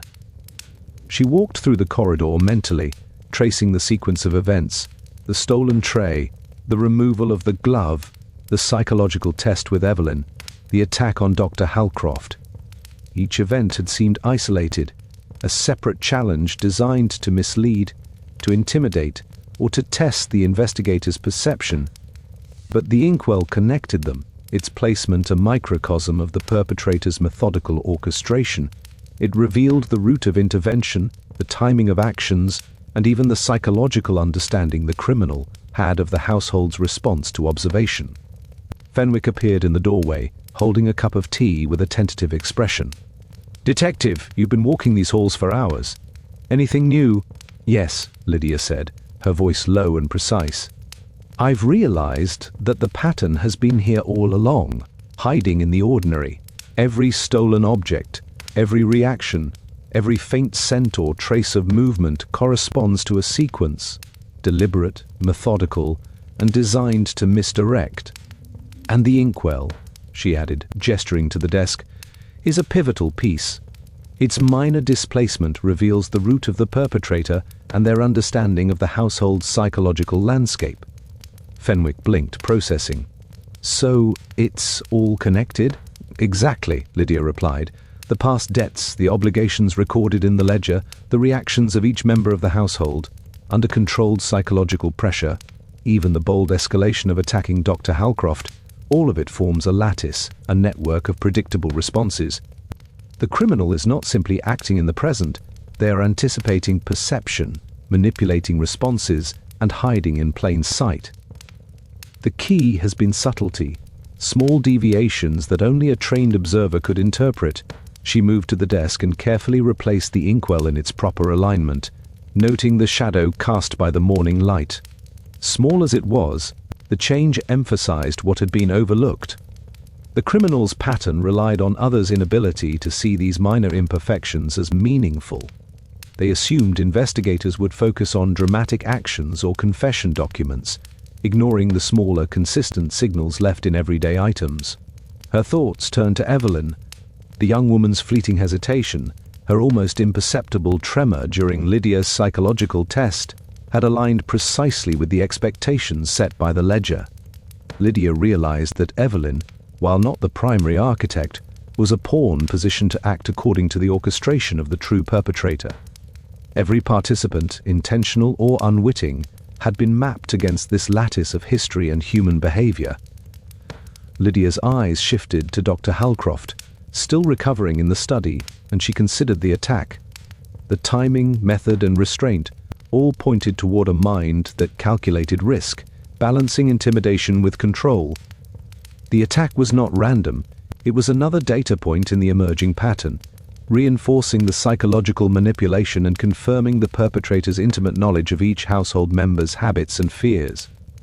As she stepped back, Lydia saw it all with sudden clarity. The criminal's orchestration had relied upon the assumption that others would only see the surface, the confession, the stolen objects, the overt disruptions. But in the tiny deviations, the misplaced glove, the subtly shifted inkwell, the faint reaction to controlled stimuli, she had discovered the underlying map. The pattern revealed itself not through chaos, but through consistent, deliberate manipulation of minor details across time and perception. Merrow entered quietly, carrying the morning dispatch. "Detective, I take it you've made progress?" "Yes," Lydia replied, her tone steady, almost serene. "We can now see the architecture of the crime, past obligations, psychological manipulation, staged evidence, and deliberate escalation all fit into a coherent lattice. The perpetrator has underestimated one thing.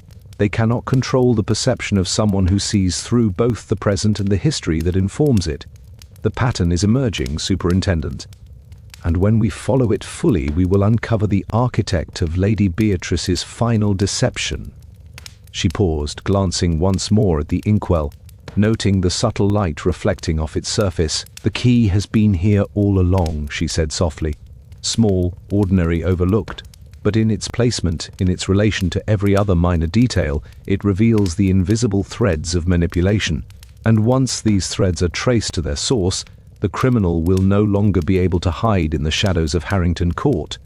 Outside, the wind picked up, rattling the windows with a rhythmic insistence.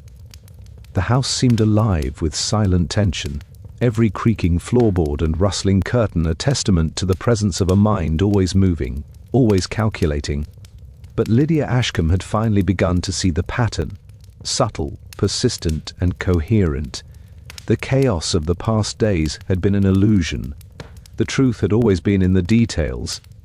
And now, with the lattice of manipulation finally clear, she knew the next step: to follow the pattern to its source, confront the orchestrator of Lady Beatrice's death, and expose the mind that had thought itself untouchable. The shadows of Harrington Court had concealed the criminal long enough, but the pattern had emerged, and Lydia's understanding would not allow it to persist. Lydia Ashcombe had spent the night reviewing every detail, cross-referencing the ledger, the stolen evidence, the psychological responses, and the pattern she had uncovered in the inkwell and the household's subtle shifts. The emerging lattice pointed her toward a single conclusion: the orchestrator of Lady Beatrice's death was someone whose motivations extended far beyond mere money, revenge, or convenience. The crime, she now realized, was rooted in obsession, secrecy, and a deeply personal sense of control that had festered for decades. By morning, she had assembled the household in the study under the pretense of reviewing the day's schedule. Her eyes swept across Fenwick, Evelyn, Dr. Halcroft, and the remaining staff, noting subtle signs of unease: a hand lingering too long on a chair, a quick glance toward the hallway, the faintest tension in a jaw. Lydia had already deduced who the architect of the final deception was, but to confirm the truth, she needed to provoke the revelation of motive, a detail only pride, arrogance, or fear could elicit.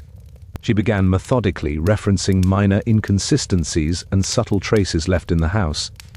"It is fascinating," she began, "how even the most careful manipulation cannot escape the smallest human weaknesses: loyalty, fear, pride. They all surface in the most innocuous of behaviors." Her gaze settled briefly on Evelyn, then shifted slowly to Dr. Halcroft. Both stiffened slightly, but it was Fenwick who betrayed the smallest tell, a barely perceptible quiver of the hand resting on the desk. "Consider the sequence of events," Lydia continued. "A tray disappears, a glove vanishes, an inkwell is shifted ever so slightly, and a trusted physician is incapacitated, not harmed, only delayed. These actions suggest precise knowledge, a long-term plan, and a deep understanding of the psychological rhythms of those around you." She let her words linger, then pressed further. "Such precision is rarely driven by money alone or simple revenge. It is driven by something far more personal." Fenwick's eyes flickered, a shadow of recognition crossing his face. Lydia's gaze sharpened. "Do you not find it curious," she said softly, "that one might manipulate an entire household, controlling perception, misdirecting attention, and orchestrating events spanning decades, merely to satisfy a hidden desire? That the sequence of actions points not to wealth or inheritance, but to the preservation of a secret long buried?" The room fell silent, tension thickening as each member of the household processed her words. Even Evelyn, pale and anxious, seemed to sense the turning of the tide. Fenwick's hand clenched slightly, and Dr. Halcroft adjusted his spectacles in a nervous gesture. The subtle psychological traps Lydia had set had begun to unmask the true driver behind the final deception. "Consider the ledger," Lydia said, picking up the aged book, the faded ink of decades of transactions visible in the morning light. "It is more than a record of debts and favors. It is a chronicle of influence, of secrets, of obligations that have persisted through time. The one who orchestrated Lady Beatrice's death understood this entirely. They did not merely act against her for personal gain. They acted to control, to manipulate, to ensure that a truth, hidden from view, remained buried." She paused, letting the implications settle. "And what is this truth? That someone among us had something to protect, a reputation, a legacy, or perhaps an identity, so fragile that the slightest revelation could destroy it. That fear, combined with pride and the compulsion to dominate, can drive a person to engineer tragedy with decades of foresight. The criminal was not acting in passion or greed alone. They were acting to preserve a world they controlled entirely and to conceal a secret they could not risk anyone discovering. Evelyn shivered, a faint whimper escaping her lips, while Dr. Halcroft's lips pressed tightly together. Fenwick's jaw clenched, but his eyes darted nervously between Lydia and the inkwell, then to the far corner of the room. Lydia leaned forward, her voice dropping to a near whisper. The attacks, the removal of evidence, the calculated distractions, they were not just tools of misdirection, they were tests of loyalty, precision, and psychological resilience. Every participant, every pawn, was manipulated to reveal their limits, to confirm the control of the orchestrator, and to ensure the secret remained inviolate. She allowed the silence to stretch, then continued. And what is the nature of such a secret, so potent it can justify the manipulation of decades, the orchestration of a murder, and the calculated jeopardy of those around you? It is a truth tied to identity, to fear of exposure, to a personal history so delicate, so meticulously protected, that its revelation would shatter the carefully constructed hierarchy of power and obedience.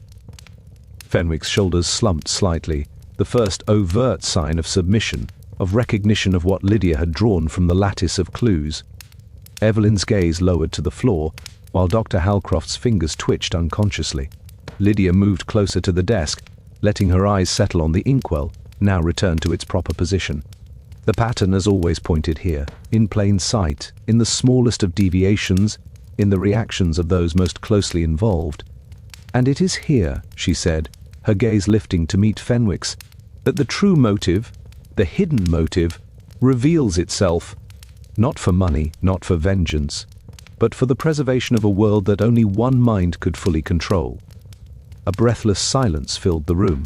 Lydia took a step back, letting the gravity of her revelation hang in the air. The criminal's psychology is simple in its essence, but terrifying in its execution. They are motivated by control, by the desire to preserve an illusion, to prevent the unmasking of a fragile truth. Lady Beatrice's death was a means to an end, a necessary act to protect a secret that, if revealed, would destabilize everything they had spent decades constructing. Fenwick's eyes darted to the door, then back to Lydia, a flicker of defiance and fear mingled in his expression. Evelyn's lips trembled, and she whispered, I didn't know it would go this far." Dr. Halcroft's gaze flickered between them, understanding dawning too late. Lydia's voice was calm, measured, but charged with authority. "The hidden motive is now clear. It is not simple greed, envy, or revenge. It is control. Obsession with an order, a structure, a secret that must not be disturbed. And the lengths to which this mind will go are extraordinary but not invisible. Every step leaves a trace, every manipulation a sign, every hesitation or reaction a clue. And now that we understand the motive, we can anticipate, expose, and confront the mind behind the final deception of Lady Beatrice."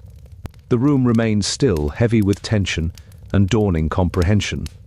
The criminal's audacity, the depth of planning, and the psychological manipulation were revealed at last.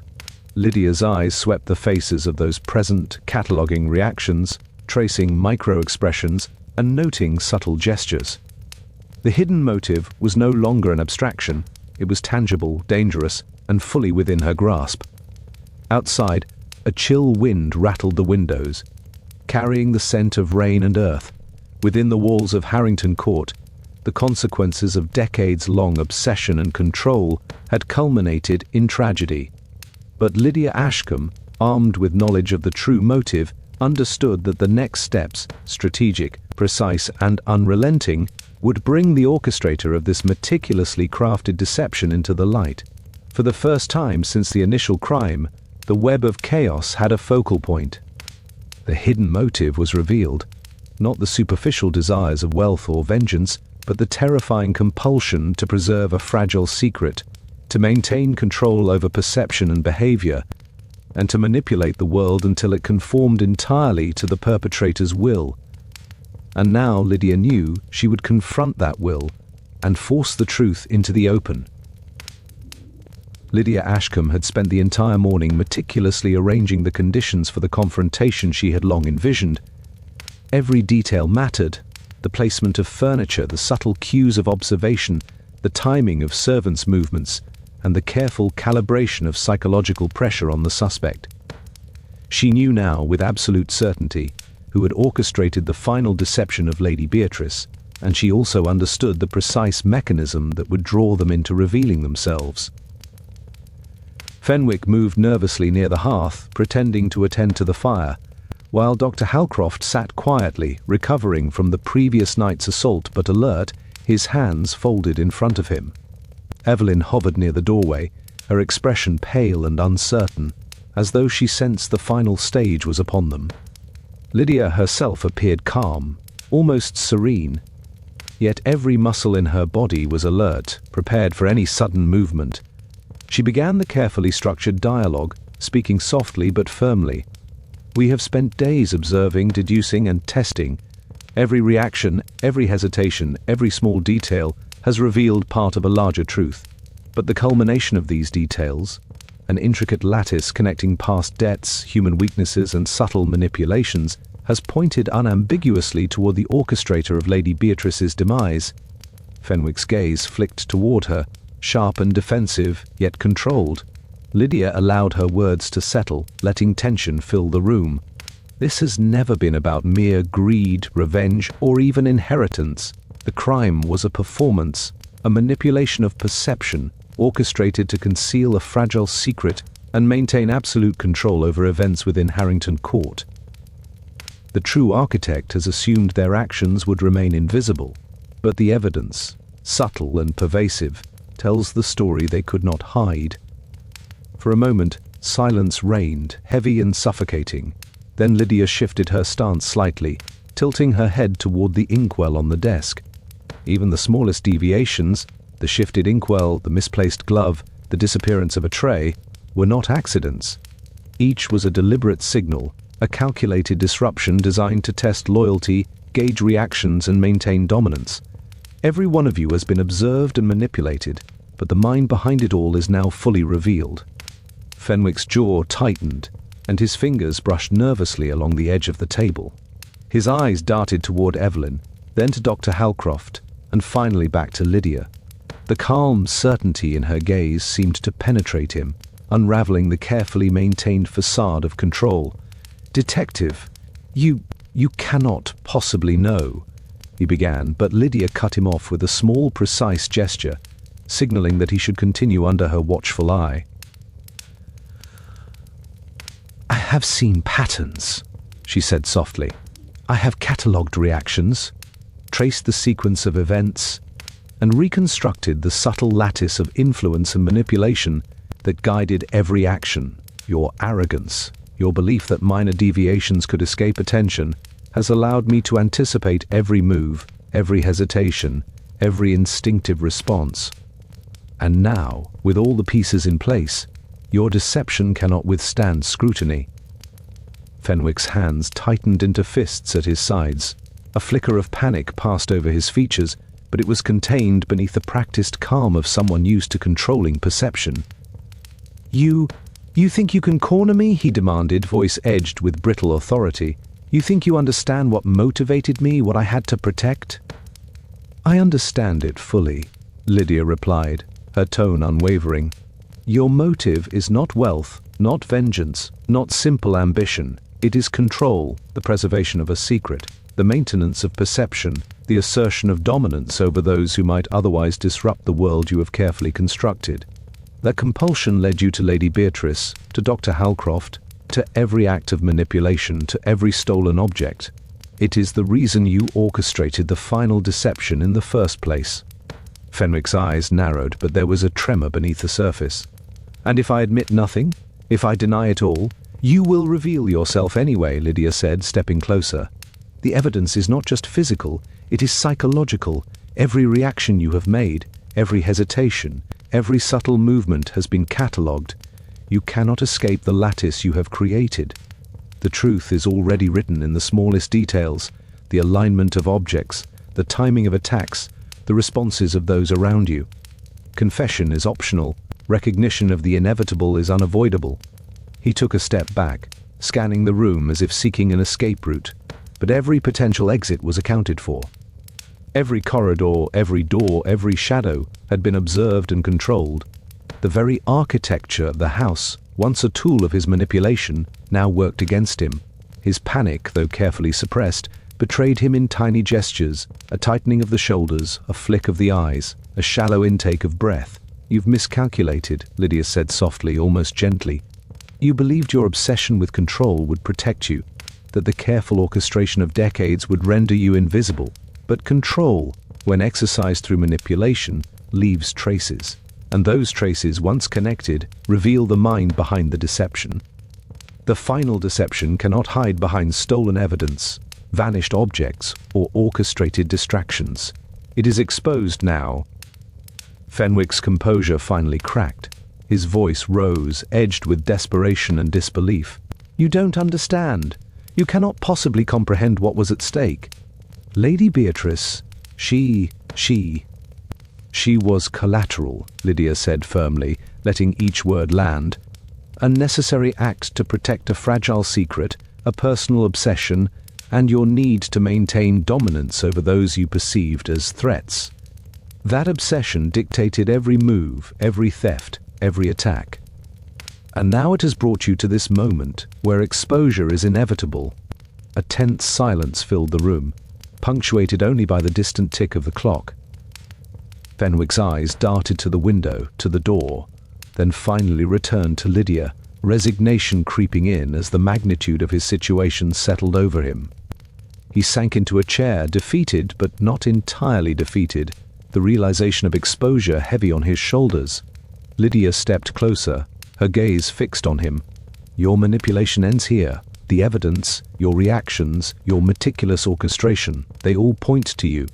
There is no escape, no hidden path to retain the control you so desperately sought. You have engineered a web of deception, but even the most intricate web cannot conceal itself from careful observation, patient deduction, and relentless attention to detail." Fenwick's hands fell to his lap, trembling slightly. "So, it is over?" he asked, voice low, almost a whisper. "Yes," Lydia replied, her tone calm, measured, and final. "The final deception of Lady Beatrice ends today. The pattern has been traced, the motive revealed, the manipulations exposed. And now, the consequences of your actions will follow, as they must. Every trace, every deviation, every subtle signal has led us to this confrontation. There is nothing more to conceal." Outside, the wind rattled the windows, carrying the heavy scent of rain and earth, as if the world itself acknowledged the resolution of the intricate drama that had unfolded within Harrington Court. Fenwick's shoulders sagged, his arrogance and confidence extinguished by the unrelenting logic of Lydia Ashcombe's investigation. The truth, painstakingly uncovered through observation, deduction, and an understanding of human behavior, had finally prevailed. Lydia remained composed, surveying the room, cataloguing every response even as the immediate threat dissipated. The house, which had been a stage for decades of subtle manipulation, now stood as a testament to the power of careful observation, psychological insight, and patient deduction. She knew the resolution was complete, yet she remained alert, every sense attuned, every thought precise, aware that in cases such as this, victory was measured not just in exposure, but in the understanding of motives, patterns, and human nature itself. The confrontation had been executed with precision, the villain unmasked, and the intricate lattice of deception fully exposed. Harrington Court, once a labyrinth of secrets and manipulation, now yielded its truths to the keen eye and patient mind of Lydia Ashcombe. The final deception of Lady Beatrice had been unravelled, and for the first time in decades, clarity returned to the household. The house was quieter now, the immediate threat seemingly contained. Fenwick had been escorted to a small sitting room under careful watch, his pride shattered and his secrets exposed, while Lydia Ashcombe remained in the study, reviewing her meticulous notes one last time. The ledger, the inkwell, the subtle manipulations, all aligned perfectly with the revelation of motive she had just elicited. Yet despite the sense of closure, an uneasy tension lingered in the air, a faint tremor beneath the surface that her instincts refused to ignore. She traced her finger along the edge of Lady Beatrice's writing desk, letting her mind wander through the sequence of events once more. The attacks, the vanishing evidence, the psychological manipulations, and the final confrontation, all had pointed toward Fenwick. His obsession with control, his manipulations of the household, and his desperate attempts to preserve a fragile secret had provided a coherent explanation for every act. Yet Lydia's trained eye, honed over years of investigation, detected something subtle, a misalignment in the timeline, a faint inconsistency in the evidence, and an almost imperceptible hesitation in Fenwick's confession that suggested he had not told the whole truth. She returned to the ledger, scanning entries that had seemed irrelevant in the earlier stages. A small notation, almost invisible in the margin of a page, caught her attention, a reference to a payment made years earlier, under a pseudonym, to someone within the household. It was an amount too modest to raise suspicion, and the name was unfamiliar, but it hinted at a hidden involvement, a connection that had remained obscured by Fenwick's manipulations. Her pulse quickened. Could there be another player, someone working in the shadows, someone whose subtle influence had guided Fenwick's actions and shaped the events of the final deception, without drawing attention to themselves? Lydia's mind began reconstructing the timeline once more, overlaying the psychological profiles, the sequence of stolen items, and the carefully orchestrated attacks. There was a pattern, yes, but a layer of complexity had gone unnoticed, a quiet hand, patient and calculating, that had subtly redirected suspicion toward Fenwick while maintaining their own invisibility. The realization hit her fully when she considered the attack on Dr. Halcroft. The precision, the timing, the restraint. It had all seemed to confirm Fenwick's obsessive control, but now she saw it differently. The act had required knowledge of the house, the schedule of its inhabitants, and an understanding of how to provoke Fenwick's responses, yet Fenwick had not been alone in the orchestration.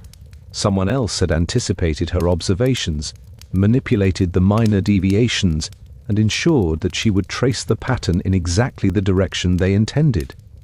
Her eyes swept the study, lingering on Evelyn, who had quietly returned, and now hovered by the doorway.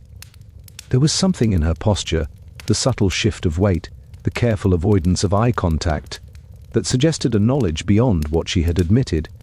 Could it be that Evelyn, so meek and seemingly fragile, had been more involved than anyone had realized? The thought was unsettling. All the subtle psychological clues, the tests Lydia had set up, and the reactions she had interpreted, perhaps some of them had been influenced, guided by someone who had anticipated her every move. Lydia stepped carefully toward Evelyn, her gaze steady. "Tell me, Miss Ashcombe," she said quietly, the edge in her tone unmistakable, "have you truly been as unaware of these events as you claim, or has your compliance been more deliberate than I initially assumed?" Evelyn flinched slightly, a flicker of panic crossing her eyes, then quickly masked. I didn't understand the full extent, Detective. I thought I was helping protect the household, to ensure..." "To ensure what?" Lydia pressed, her tone soft but relentless. "To ensure that Fenwick could take the fall for something he did not entirely orchestrate. That the final deception appeared to be his alone." Evelyn's lips quivered. She took a hesitant step back, the first honest reaction Lydia had observed in her since the investigation began. I didn't know it would go this far," she whispered, voice trembling. "I thought it was just minor things, small manipulations. I never intended anyone to be harmed." Lydia's mind raced. The evidence was aligning now in a more complicated lattice than she had anticipated. Evelyn had indeed been a participant, but her involvement had been guided and constrained, subtle enough to avoid suspicion while still influencing key events. She had been the quiet hand in the shadows, the accomplice whose innocence masked her crucial role. Fenwick had been the overt manipulator, the visible obsessive, but Evelyn had been the strategist behind the scenes, ensuring the orchestration remained flawless. The pieces clicked together, the placement of the inkwell, the vanished tray, the glove, the precise timing of the attack on Dr. Halcroft, all had been influenced by Evelyn's intervention. She had subtly nudged events, tested loyalty, and manipulated the perception of Fenwick, ensuring that Lydia would see a pattern leading to him while her own involvement remained hidden. It was a masterstroke of psychological foresight.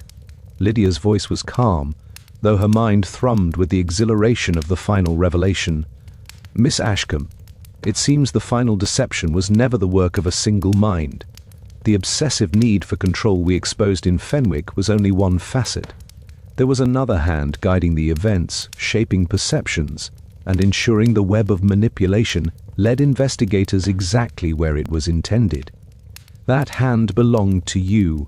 Evelyn's face drained of color, and she took an involuntary step back. "No, it wasn't like that. I didn't—" "You guided him, Miss Ashcombe," Lydia interrupted, her tone precise and unyielding. "You manipulated reactions, anticipated investigative steps, and ensured that subtle deviations would confirm the narrative you wished the world to see. Your desire to maintain order, protect secrets, and control perception extended far beyond the surface appearances.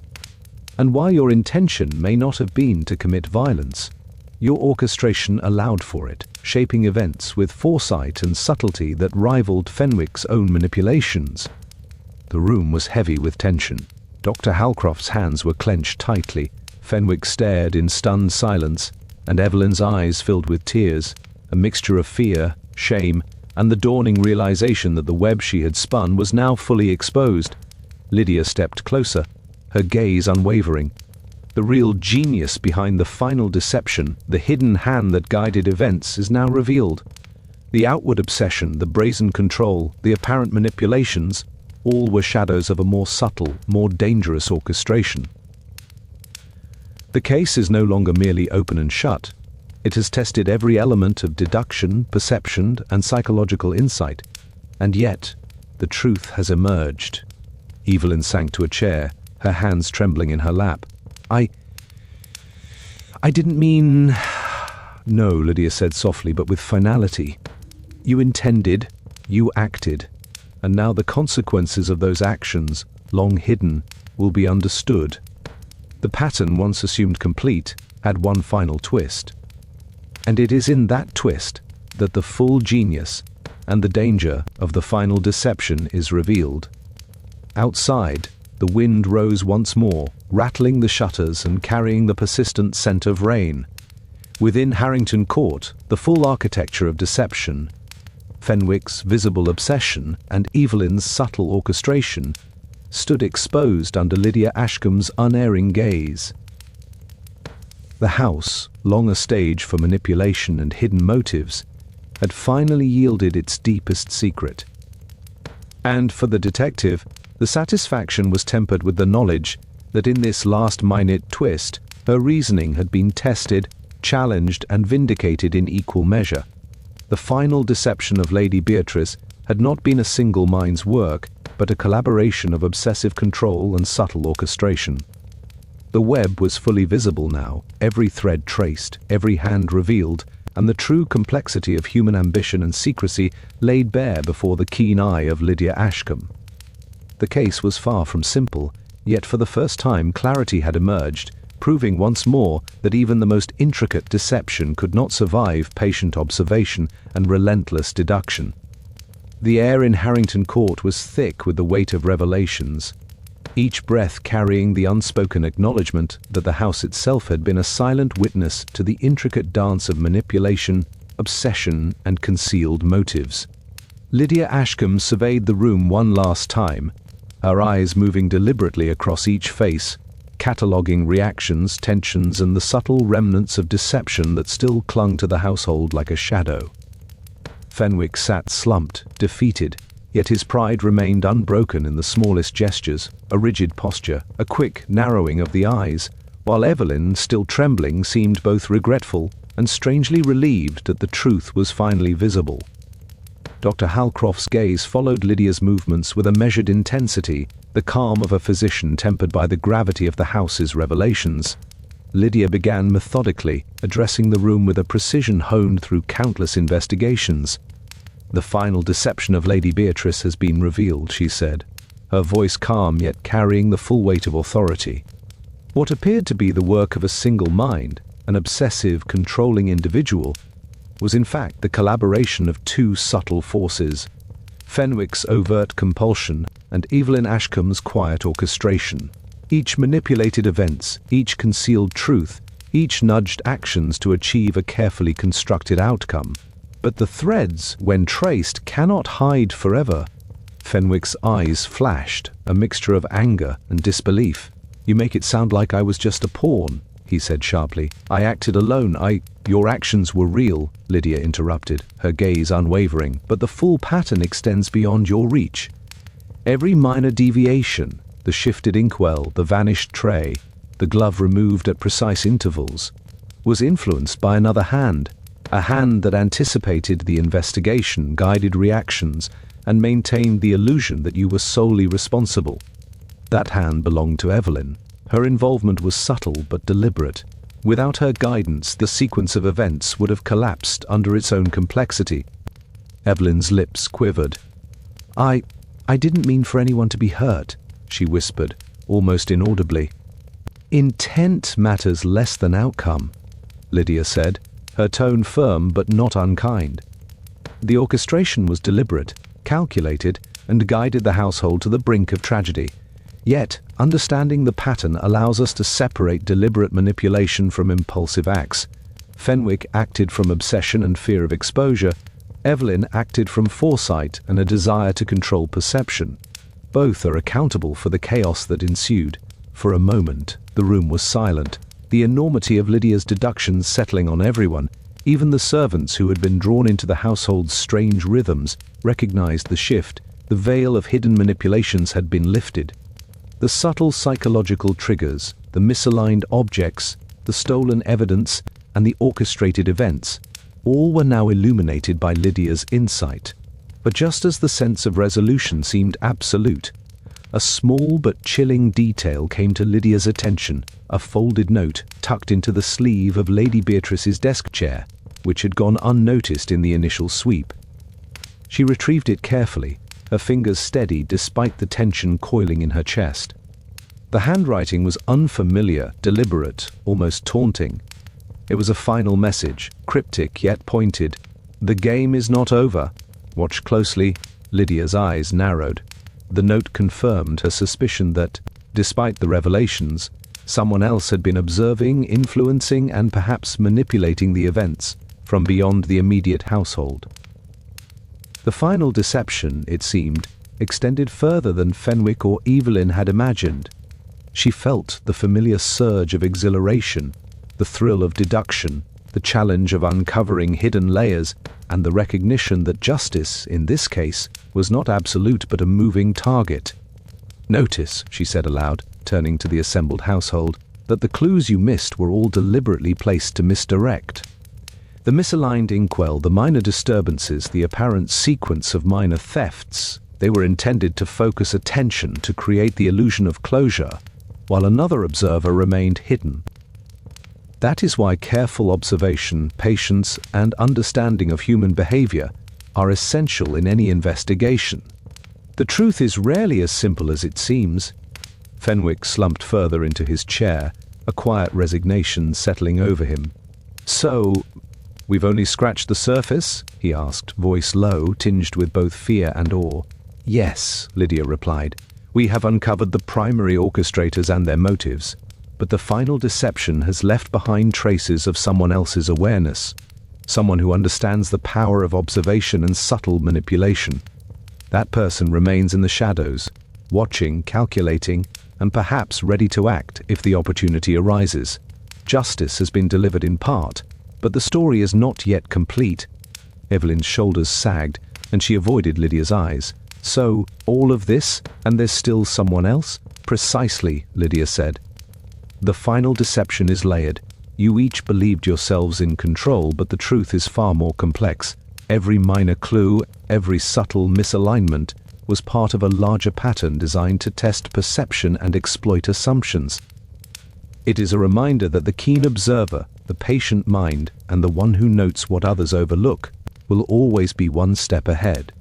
Dr. Halcroft, who had remained quiet, finally spoke. "Then, What happens now? Lydia considered the question carefully. Now, we act on what we know, secure the immediate perpetrators, and remain vigilant for the unseen hand still at work. The final deception has been partially dismantled, but its influence lingers. True justice is never a singular act. It is the consistent recognition and confrontation of truth, even when it lies hidden beneath layers of misdirection.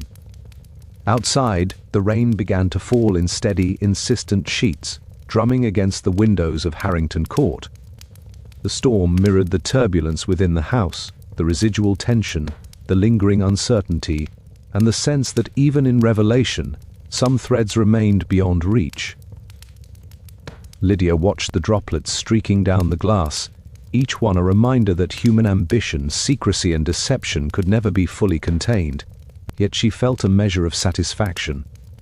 The web had been unraveled sufficiently to expose the orchestrators, clarify motives, and prevent further immediate harm.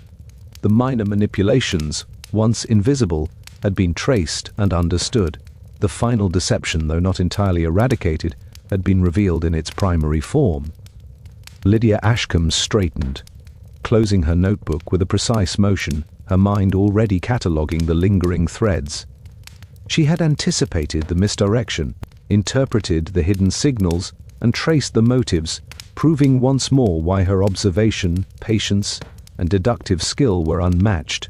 Fenwick and Evelyn would face consequences, yet the note, the lingering unseen influence, reminded her that vigilance and insight were eternal necessities. As the household absorbed the revelations, Lydia allowed herself a moment of quiet reflection.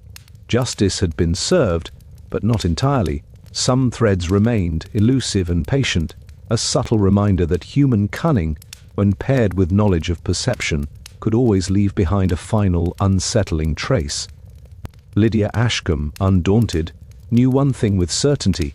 In the realm of deception, the truth is never fully contained, but with careful observation, relentless reasoning, and unwavering attention to human behavior, she would always remain one step ahead.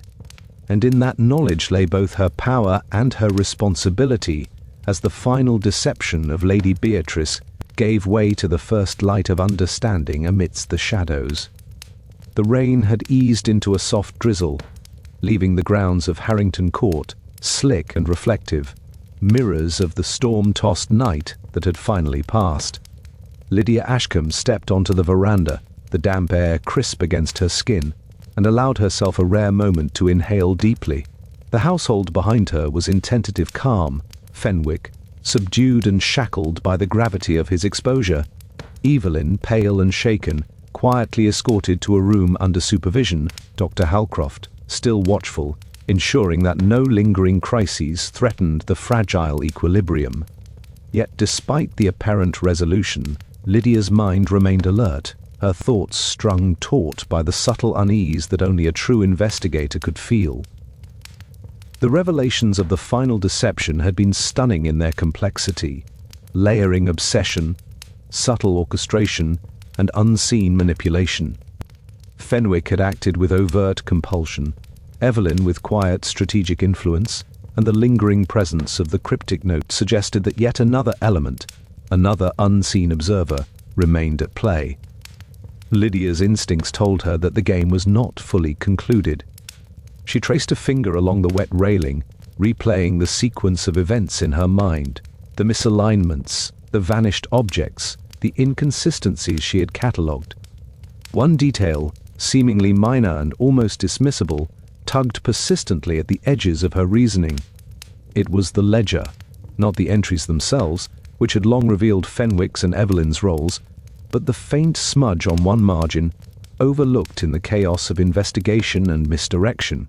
The ink had been partially erased, the paper faintly wrinkled, as though someone had deliberately obscured a record that might connect the final threads of the puzzle.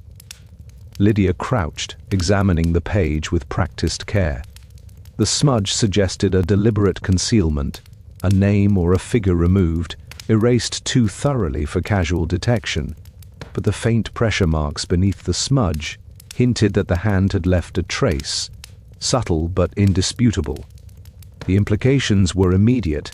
Someone else, perhaps a minor player, perhaps an observer with intimate knowledge of the household, had intentionally concealed a link in the chain.